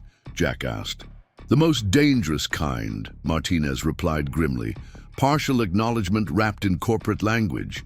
They'll admit to experimental weather stabilization technology while positioning themselves as responsible stewards, correcting unforeseen side effects. They'll try to co-opt Aurora's restoration principles, claiming they've been working towards similar goals all along. The facility's alert system interrupted their discussion, announcing, "Approaching aircraft detected. Military transponder signatures. Estimated arrival, 12 minutes." The surveillance system's extended range radar showed 3 helicopters, approaching from the northeast, their flight patterns suggesting coordinated military operation rather than civilian transport. "That's not Pinnacle," Jack said. "Those are government aircraft." Martinez checked the communication logs. The data distribution worked faster than expected. These could be representatives from the National Atmospheric Research Center or the Department of Energy's Environmental Science Division. Both were on our distribution list, and both have sufficient authority to intervene in situations involving atmospheric manipulation technology. Jack felt momentary relief that was quickly tempered by caution.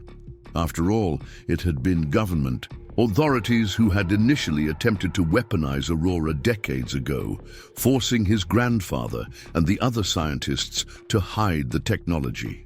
There was no guarantee that current officials would recognize its value any more than their predecessors had. "Aurora stays under independent guardianship," Jack stated firmly. "My grandfather preserved it specifically to prevent government or corporate control. We can demonstrate its capabilities and share its research, but operational authority remains with civilians who understand its ethical framework." De Martinez nodded her agreement. "That position is scientifically sound. Aurora functions because it respects natural patterns rather than imposing artificial ones.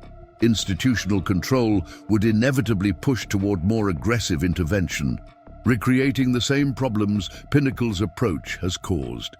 As the helicopters approached, Jack accessed Aurora's primary administrative protocols, formally recording his assumption of guardianship status and extending collaborative access to Dr. Martinez as scientific advisor. These designations, built into Aurora's original authentication framework, would establish their legitimate authority over the facility regardless of government or corporate challenges. The first rainfall from the transformed storm system began, falling over eastern Riverside Valley, visible on both meteorological displays and external cameras positioned throughout the region. Unlike the brief, intense downpours that typically characterized manipulated weather patterns, this precipitation fell in the gentle, sustained rhythm of natural rainfall, exactly what the drought-stressed agricultural land needed. Weather monitoring. Stations across the region recorded the rainfall patterns, soil moisture absorption rates, and atmospheric conditions, creating an irrefutable data record of Aurora's successful restoration of natural balance. While Pinnacle's artificial weather manipulation typically produced measurable collateral damage alongside any beneficial effects, Aurora's approach yielded uniformly positive outcomes without disruptive side effects. The approaching helicopters, held position just beyond the farm's boundary, apparently conducting preliminary assessment before landing. One of Aurora's communication channels activated, indicating an incoming transmission on a secure government frequency. Pinecrest Farm, this is Colonel James Harrington, Department of Defense Atmospheric Research Division. We're requesting permission to land and conduct assessment of the technology detected at this location. Be advised that we've received comprehensive data regarding Project Aurora and are approaching with scientific personnel, not tactical forces. Jack exchanged a glance with Martinez before responding. Colonel Harrington, this is Jack Sullivan, current guardian of Project Aurora. We acknowledge your request, but require verification of your specific interest in this facility before granting access. After a brief pause, Harrington responded with unexpected candor. Mr. Sullivan, I'm authorized to inform you that certain elements within the Department of Defense have maintained awareness of Aurora's continued existence since the 1964 decommissioning order. Your grandfather wasn't the only one who recognized the project's true value and protected it from weaponization. Our current interest is scientific documentation, not operational control. Martinez raised an eyebrow at this revelation. Ask him about the Pinnacle connection, she suggested. The corporate withdrawal was too coordinated to be coincidental. Jack keyed the microphone again. Colonel, what can you tell us about Pinnacle Energy's interest in this location and their weather modification activities throughout this region? Another pause, longer this time. That's a complex matter that would be better discussed in person, Mr. Sullivan. What I can say via this channel is that certain corporate entities were granted limited access to declassified aspects of early atmospheric research with specific restrictions that appear to have been systematically violated. The data you've distributed this morning provides compelling evidence of those violations. Jack considered the request carefully. Aurora's security protocols included detailed verification procedures for potential allies, designed to distinguish between those who sought to understand its approach and those who intended to control or exploit it. We'll permit a limited delegation to land, Jack finally decided. 2 scientific personnel and yourself, Colonel. Any detection of weapons or unauthorized scanning equipment will result in immediate termination of the meeting. Understood and agreed, Harrington responded. We're setting down at the designated coordinates. As the lead helicopter descended toward an open area away from the North Silo, Jack activated Aurora's visitor authentication protocols. The facility had been designed with diplomatic as well as scientific purposes in mind, including secure meeting spaces that permitted limited access without exposing core systems.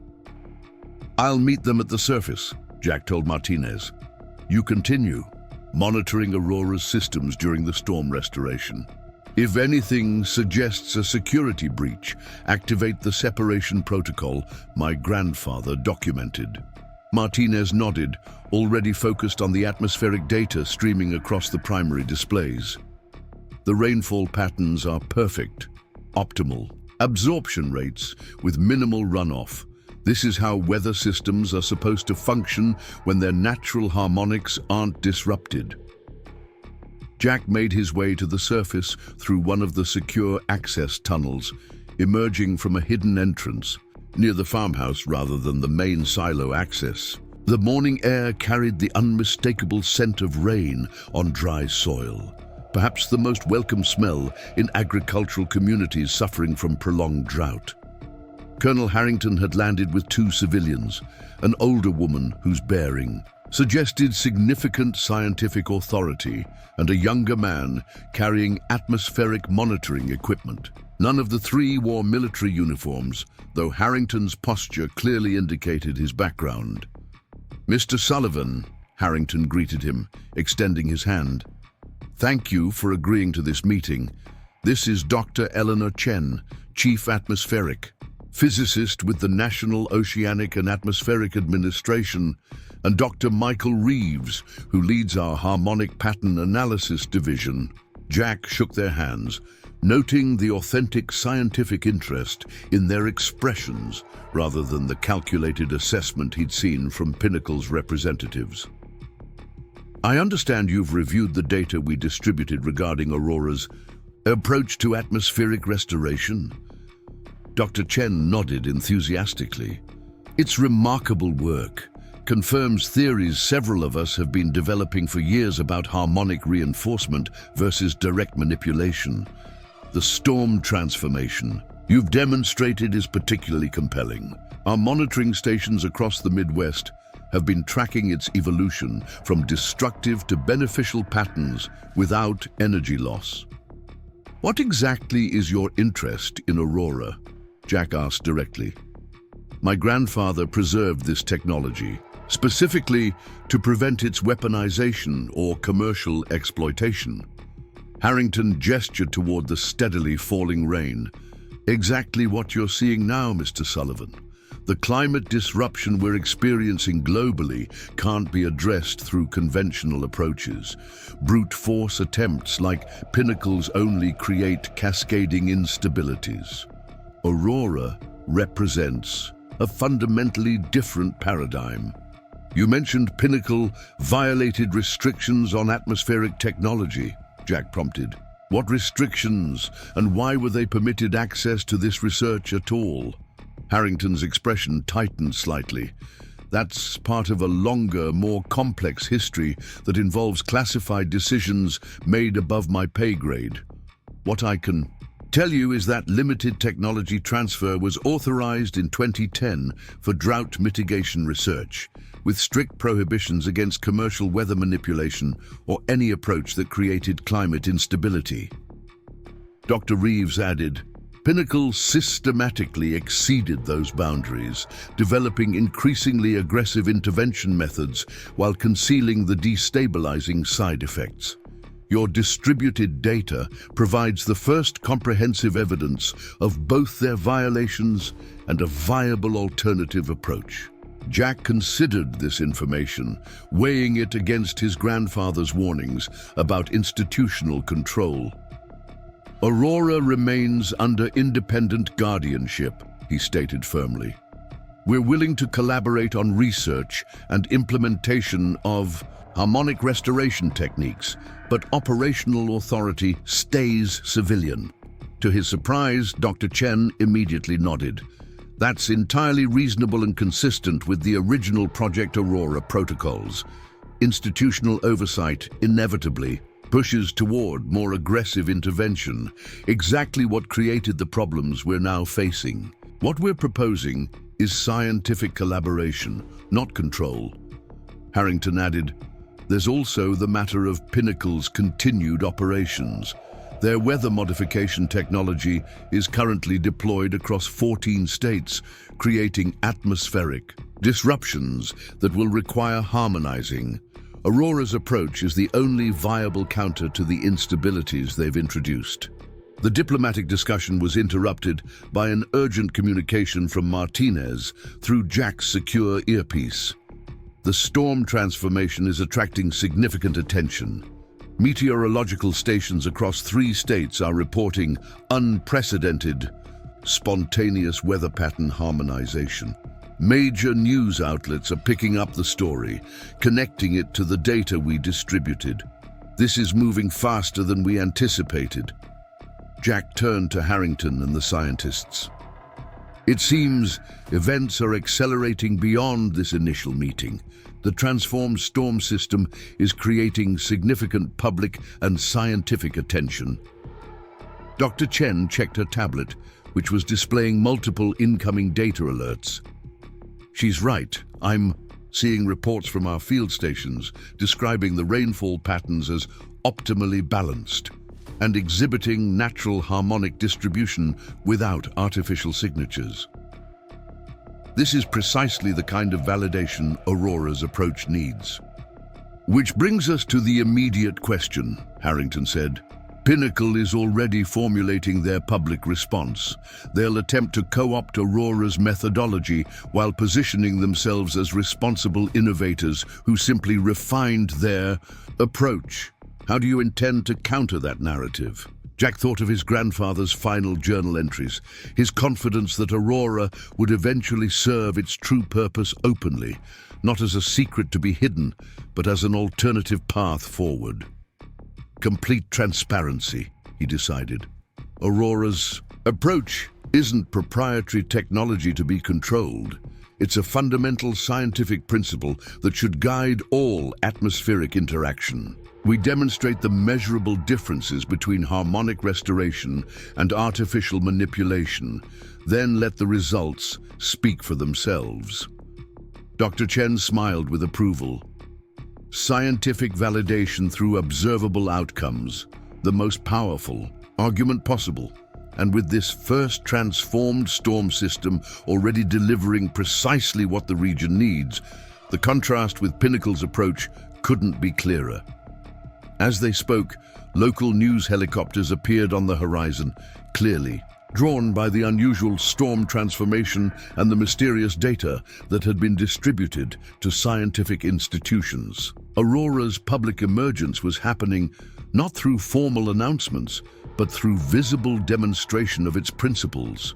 Natural harmony revealing itself in ways that even non-scientists could recognize and appreciate. Jack sent a secure message to Martinez. Prepare Aurora for public documentation. It's time to show what harmonic restoration really means. The facility his grandfather had protected for decades was about to fulfill its original purpose, not as a secret installation, but as a visible example of a fundamentally different relationship between humanity and Earth's atmospheric systems. What had begun as a seemingly worthless inheritance, a struggling farm with no apparent value, had revealed itself as something far more significant. The key to restoring balance in systems long manipulated for profit and power.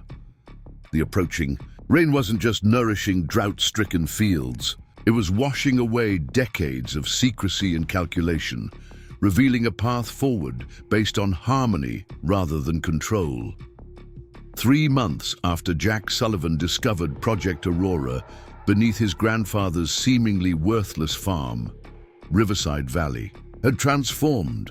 Fields once parched and abandoned now showed promising growth. Wells that had run dry flowed with clear water again, and a sense of cautious optimism had replaced the resignation that had previously defined the struggling agricultural community. Pinecrest Farm itself had become something entirely unexpected.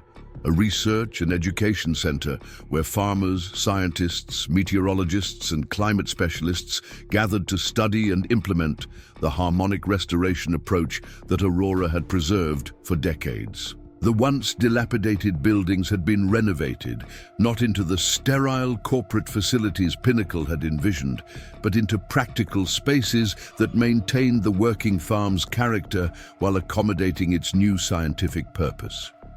Jack stood on the porch of the farmhouse, watching a group of agricultural students examining soil moisture profiles in what had once been fallow fields. The steady, gentle rainfall pattern of the previous weeks, a natural rhythm restored through Aurora's subtle guidance rather than imposed through artificial manipulation, had revitalized the land in ways that conventional irrigation could never achieve. 23% increase in natural aquifer recharge across the county, Dr. Martinez announced, joining him with a tablet displaying the latest hydrological surveys. The water tables rising at a sustainable rate without the flooding or erosion we typically see from artificial weather intervention. Jack nodded, still adjusting to the scale of what Aurora had accomplished in such a short time. And Pinnacle's operations? Their stockholders forced an emergency board meeting last week after their quarterly projections showed a 70% decline in climate adaptation services revenue. Martinez replied with undisguised satisfaction.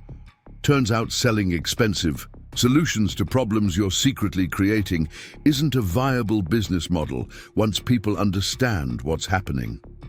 The confrontation with Pinnacle had evolved in unexpected ways following Aurora's public emergence. Rather than the protracted legal and corporate battle Jack had anticipated, Pinnacle had found itself facing a more fundamental challenge: the visible, measurable contrast between their disruptive approach and Aurora's restorative methodology. Farmers throughout the region had witnessed the difference firsthand. Fields subjected to Pinnacle's weather manipulation showed increasingly erratic growth patterns and soil degradation, while those benefiting from Aurora's harmonic restoration displayed natural resilience and improved yields. The evidence was so compelling that agricultural insurers had begun offering reduced premiums to farms implementing Aurora-based approaches, citing decreased risk of catastrophic crop failure. The Senate oversight hearings start next week. Martinez continued, scrolling through her newsfeed. Hawthorne's been subpoenaed to explain Pinnacle's atmospheric modification activities, particularly the correlation between their operations and increased agricultural distress in targeted regions.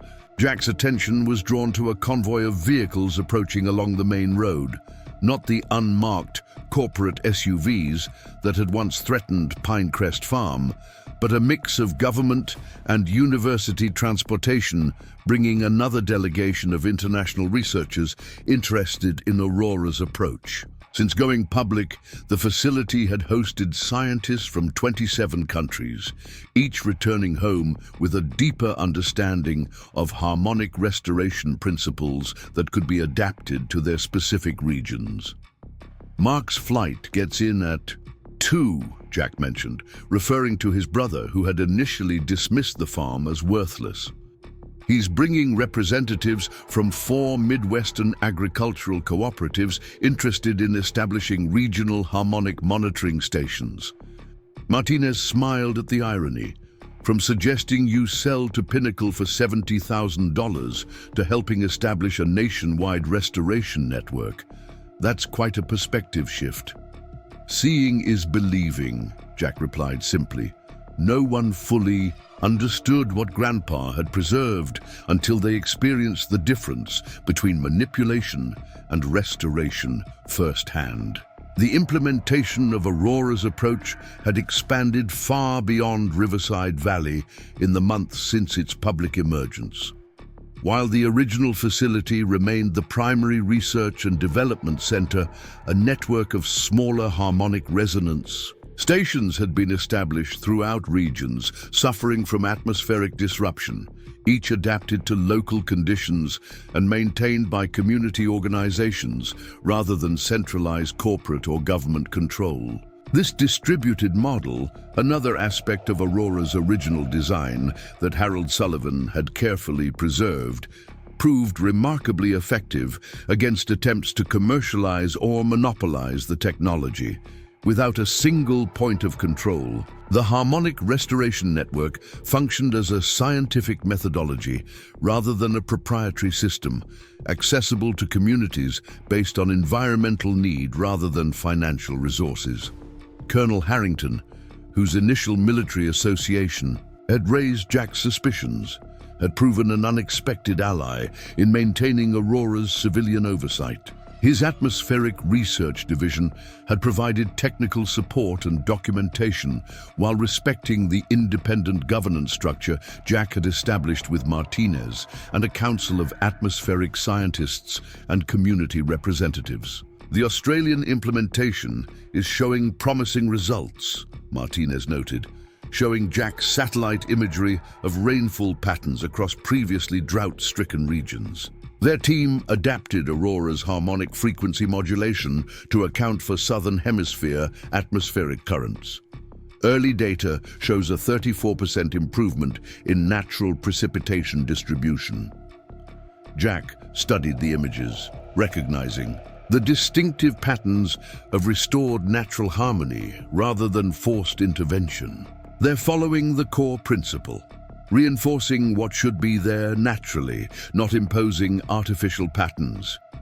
Their conversation was interrupted by an alert from the facility's communication system.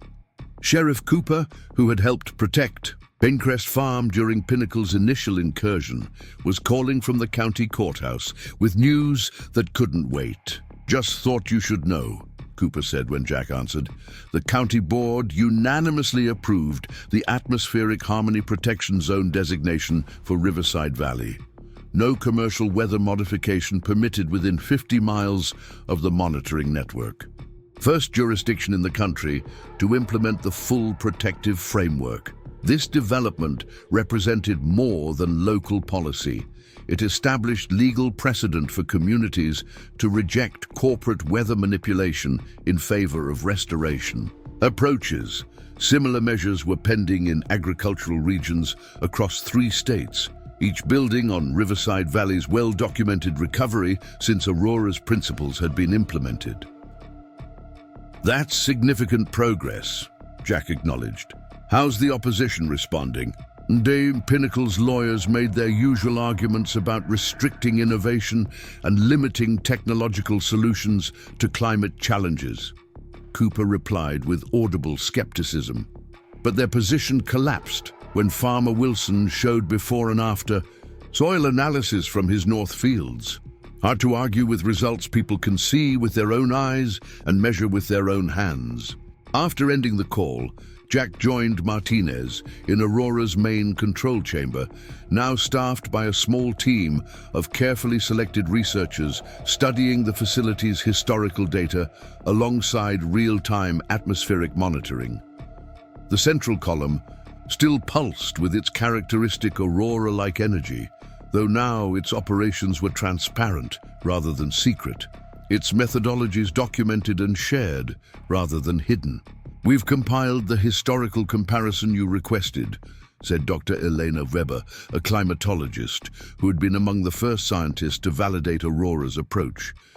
She displayed a time-lapse visualization showing atmospheric stability patterns. Across North America over the past decade, the correlation is undeniable. Regions subjected to commercial weather modification show increasing harmonic disruption over time, while those implementing restoration approaches demonstrate progressive stabilization. The visualization confirmed what Aurora's original scientists had discovered decades earlier, that attempting to control weather through force created cascading instabilities that required increasingly aggressive intervention, while working with natural patterns gradually restored self-regulating balance to atmospheric systems. "The most compelling evidence comes from transitional zones," Seba continued, highlighting regions where restoration approaches had recently replaced commercial manipulation. "We're seeing natural harmonic patterns reassert themselves when artificial disruption ceases, often more quickly than our models predicted. The atmosphere appears to have an inherent tendency toward balanced states when interference is removed." This fundamental principle, that natural systems possessed intrinsic balance that could reassert itself when allowed to do so, had profound implications beyond weather patterns. Agricultural scientists were now exploring similar approaches to soil regeneration, water cycle management, and ecosystem restoration, each building on Aurora's core insight that harmony emerged from working with natural patterns rather than attempting to dominate them. Jack reviewed the latest data from monitoring stations across the region, noting the steady improvement in atmospheric stability metrics even in areas not directly experiencing Aurora's influence. The harmonic restoration approach created ripple effects that extended well beyond its immediate implementation, gradually reinforcing natural patterns throughout interconnected systems. "We're preparing for tomorrow's International Climate Resilience Conference," Martinez reminded him, reviewing the presentation they had developed. Representatives from 78 countries will be attending, including 23 regions currently experiencing severe weather disruption. It's an opportunity to share Aurora's methodology with those who need it most. The upcoming conference represented another step in Aurora's evolution from secret government project to openly shared scientific approach. Rather than controlling the technology through patents or proprietary systems, Jack had established an open-source framework that emphasized methodology over machinery, enabling communities worldwide to adapt harmonic restoration principles to their specific environmental challenges. This approach directly countered Pinnacle's business model, which had relied on centralized control of weather modification technology deployed at significant cost to communities already suffering from climate disruption. By making Aurora's core principles freely available while providing technical support for implementation, Jack had created a collaborative alternative that prioritized environmental restoration over profit extraction. As evening approached, Jack made his way to the North Silo, where Aurora's entrance had been transformed into a carefully designed exhibition space. The facility remained secure, its core systems protected by Jack Sullivan's sophisticated authentication protocols, but portions had been opened for educational purposes, allowing visitors to understand the principles without compromising operational integrity. The exhibition featured historical documentation of Project Aurora's origins, including photographs of the original scientific team and excerpts from their foundational research. Most powerful were the before and after comparisons showing regions that had implemented harmonic restoration approaches, their recovery documented through satellite imagery, agricultural yields, and ecosystem health metrics. Jack Sullivan arrived as Jack was reviewing the latest additions to the exhibition, his transformation from skeptical corporate attorney to committed advocate for Aurora's approach evident in both his enthusiasm and the detailed questions he asked about implementation strategies. The Minnesota Agricultural Cooperative is ready to establish 5 monitoring stations, Mark announced after greeting his brother. They've secured community funding and university partnerships for scientific oversight. No corporate involvement, exactly as you specified. Jack nodded with approval. The distributed governance model. Community ownership with scientific guidance but without corporate or unilateral government control had proven essential to maintaining Aurora's ethical framework as it expanded beyond Pinecrest Farm. What about the regulatory challenges? Jack asked, aware that Pinnacle and similar corporations were still attempting to maintain market control through governmental channels where direct competition had failed. They're shifting focus, Mark replied. With weather modification increasingly regulated, they're rebranding as climate resilience consultants, while quietly acquiring agricultural technology companies, still trying to profit from the problems they helped create just through different channels. This adaptive corporate response had been anticipated in Jack Sullivan's journals, which documented similar tactical shifts following the original Project Aurora's official termination. The fundamental tension remained consistent between approaches that sought to control natural systems for profit versus those that worked to restore harmony for common benefit. As night fell over Pinecrest Farm, Jack and Mark made their way to the renovated barn that now served as a community gathering space. Local farmers, university researchers, and visiting scientists mingled in an atmosphere that balanced practical agricultural knowledge with innovative scientific exploration. Exactly the integration Aurora's approach required to succeed. The evening's discussion focused on expanding the harmonic restoration network to regions still suffering from the after effects of commercial weather manipulation. Farmers from neighboring counties shared their experiences with transitioning from Pinnacle's intervention-based approach to Aurora's restoration methodology, documenting improvements in soil health, water retention, and crop resilience, even in fields previously considered beyond recovery. The most significant change isn't just in the weather patterns, observed Frank Wilson, whose farm had been among the first to implement Aurora's principles. It's in how we think about our relationship with natural systems. Instead of fighting against variability or trying to force consistency, we're learning to work with the underlying patterns, reinforcing what should be there naturally rather than imposing what we think should be there. This philosophical shift represented the true legacy of Project Aurora, not merely a different technology, but a fundamentally different approach to environmental interaction.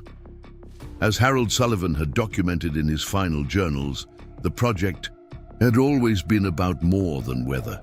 It was about humanity's basic relationship with Earth's systems. Later that evening, after the gathering had dispersed, Jack returned to Aurora's main control chamber, where the overnight monitoring team maintained vigilance over atmospheric patterns across an increasingly comprehensive network.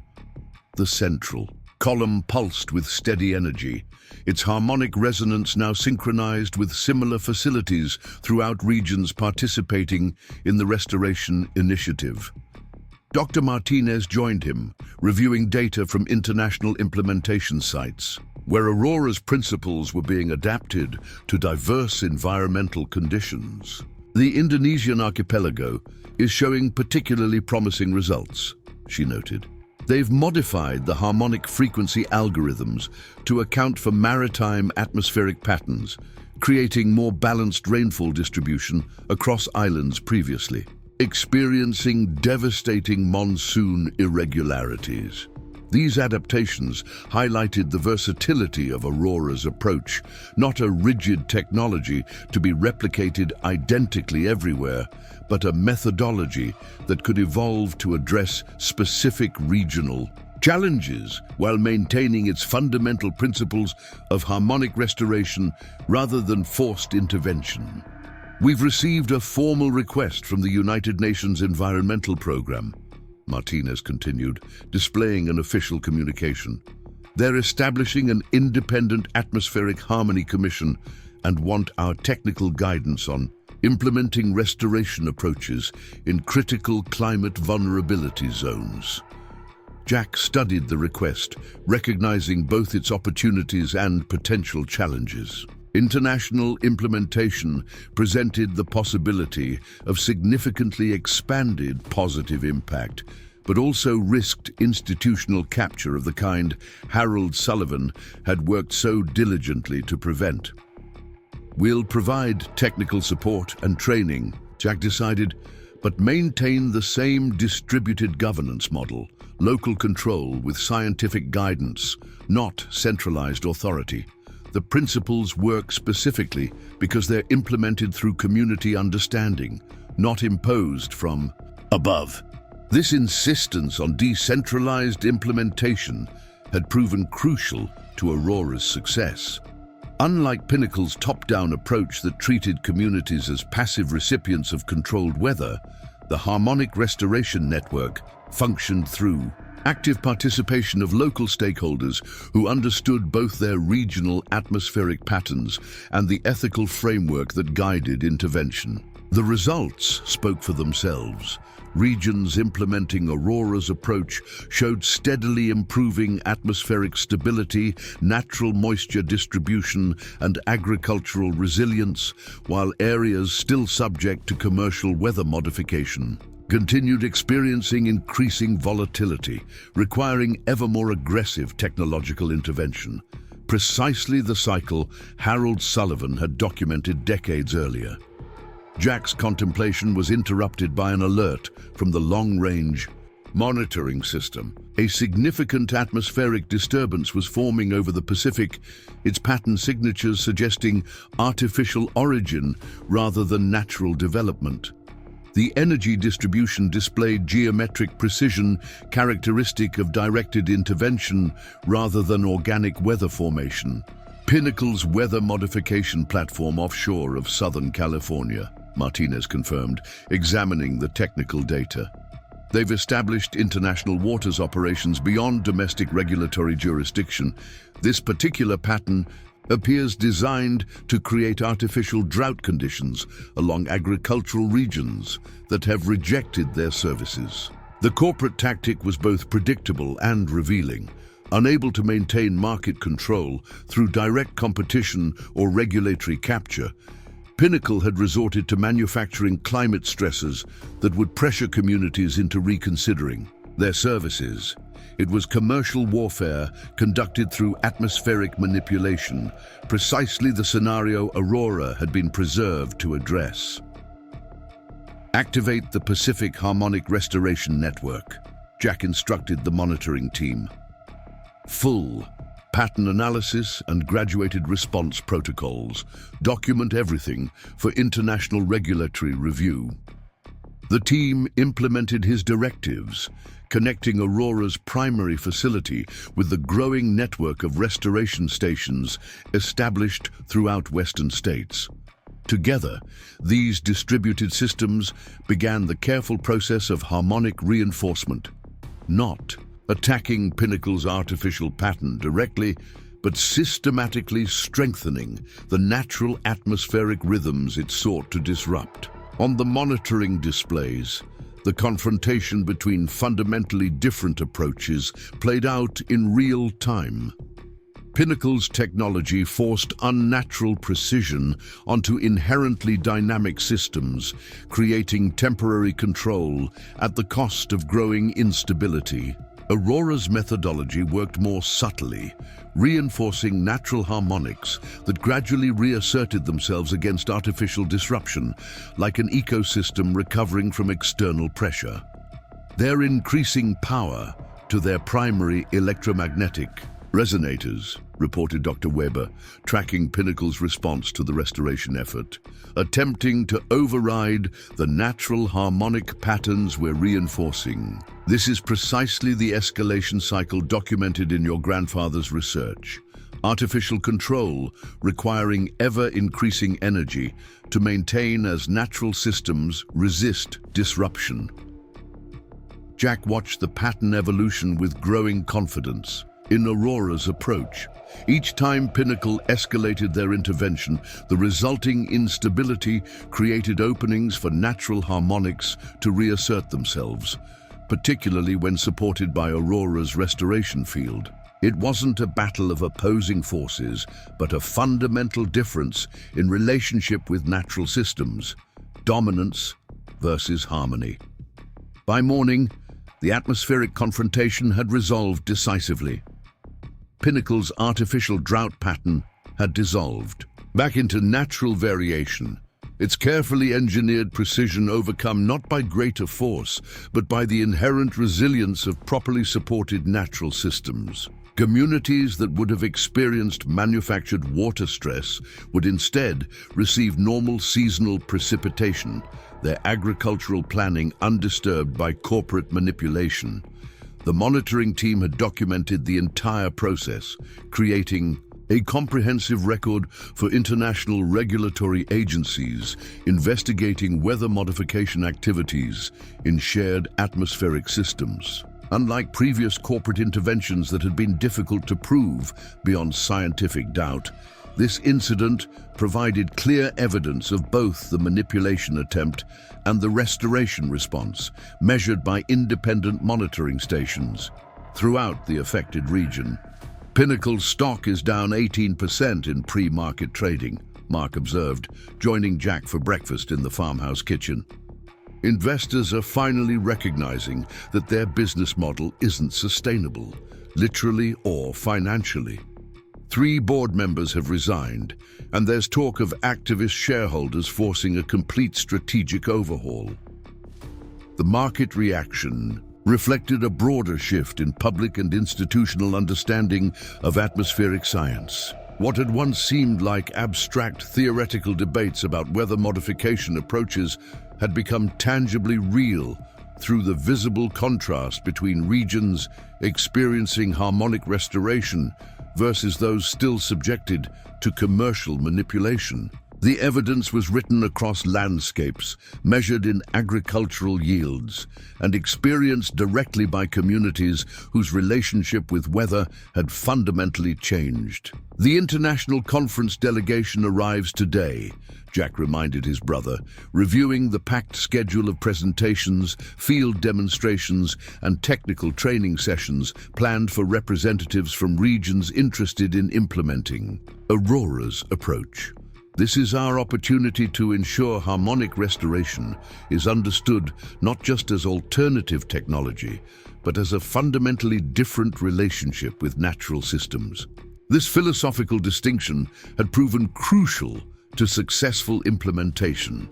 Communities that viewed Aurora merely as a different weather control system inevitably attempted to force specific outcomes rather than working to restore natural balance, creating the same patterns of escalating intervention that characterized commercial approaches. Only those who embraced the deeper principle, harmony rather than control, achieved the sustainable benefits Harold Sullivan had documented throughout his decades of research.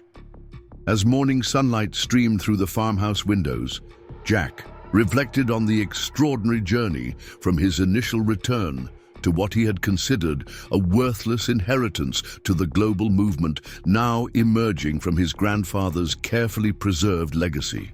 What Harold Sullivan had protected wasn't merely secret technology, but a vision of how humanity might relate differently to Earth's systems, not through domination, but through harmony, not by imposing artificial patterns, but by recognizing and reinforcing natural ones. Outside, gentle rainfall nourished fields that had appeared beyond salvation just months earlier. The water didn't fall with the artificial precision of commercially modified weather, nor did it follow the erratic patterns of disrupted atmospheric systems. Instead, it demonstrated the natural rhythm of properly functioning patterns, varying but balanced, dynamic but harmonious, meeting the needs of the landscape without human micromanagement. This was Project Aurora's true purpose, not as a weather control system, but as a demonstration that a different approach was possible, one that worked with Earth's patterns rather than against them. In preserving this alternative vision through decades, when commercial and military interests pushed toward increasingly aggressive intervention, Harold Sullivan had maintained not just technology, but hope that humanity might find a more sustainable relationship with the natural systems upon which all life depends. Jack Sullivan had inherited far more than a struggling Montana farm with a secret underground facility. He had received a legacy of understanding that was transforming humanity's approach to environmental challenges across an increasingly connected world.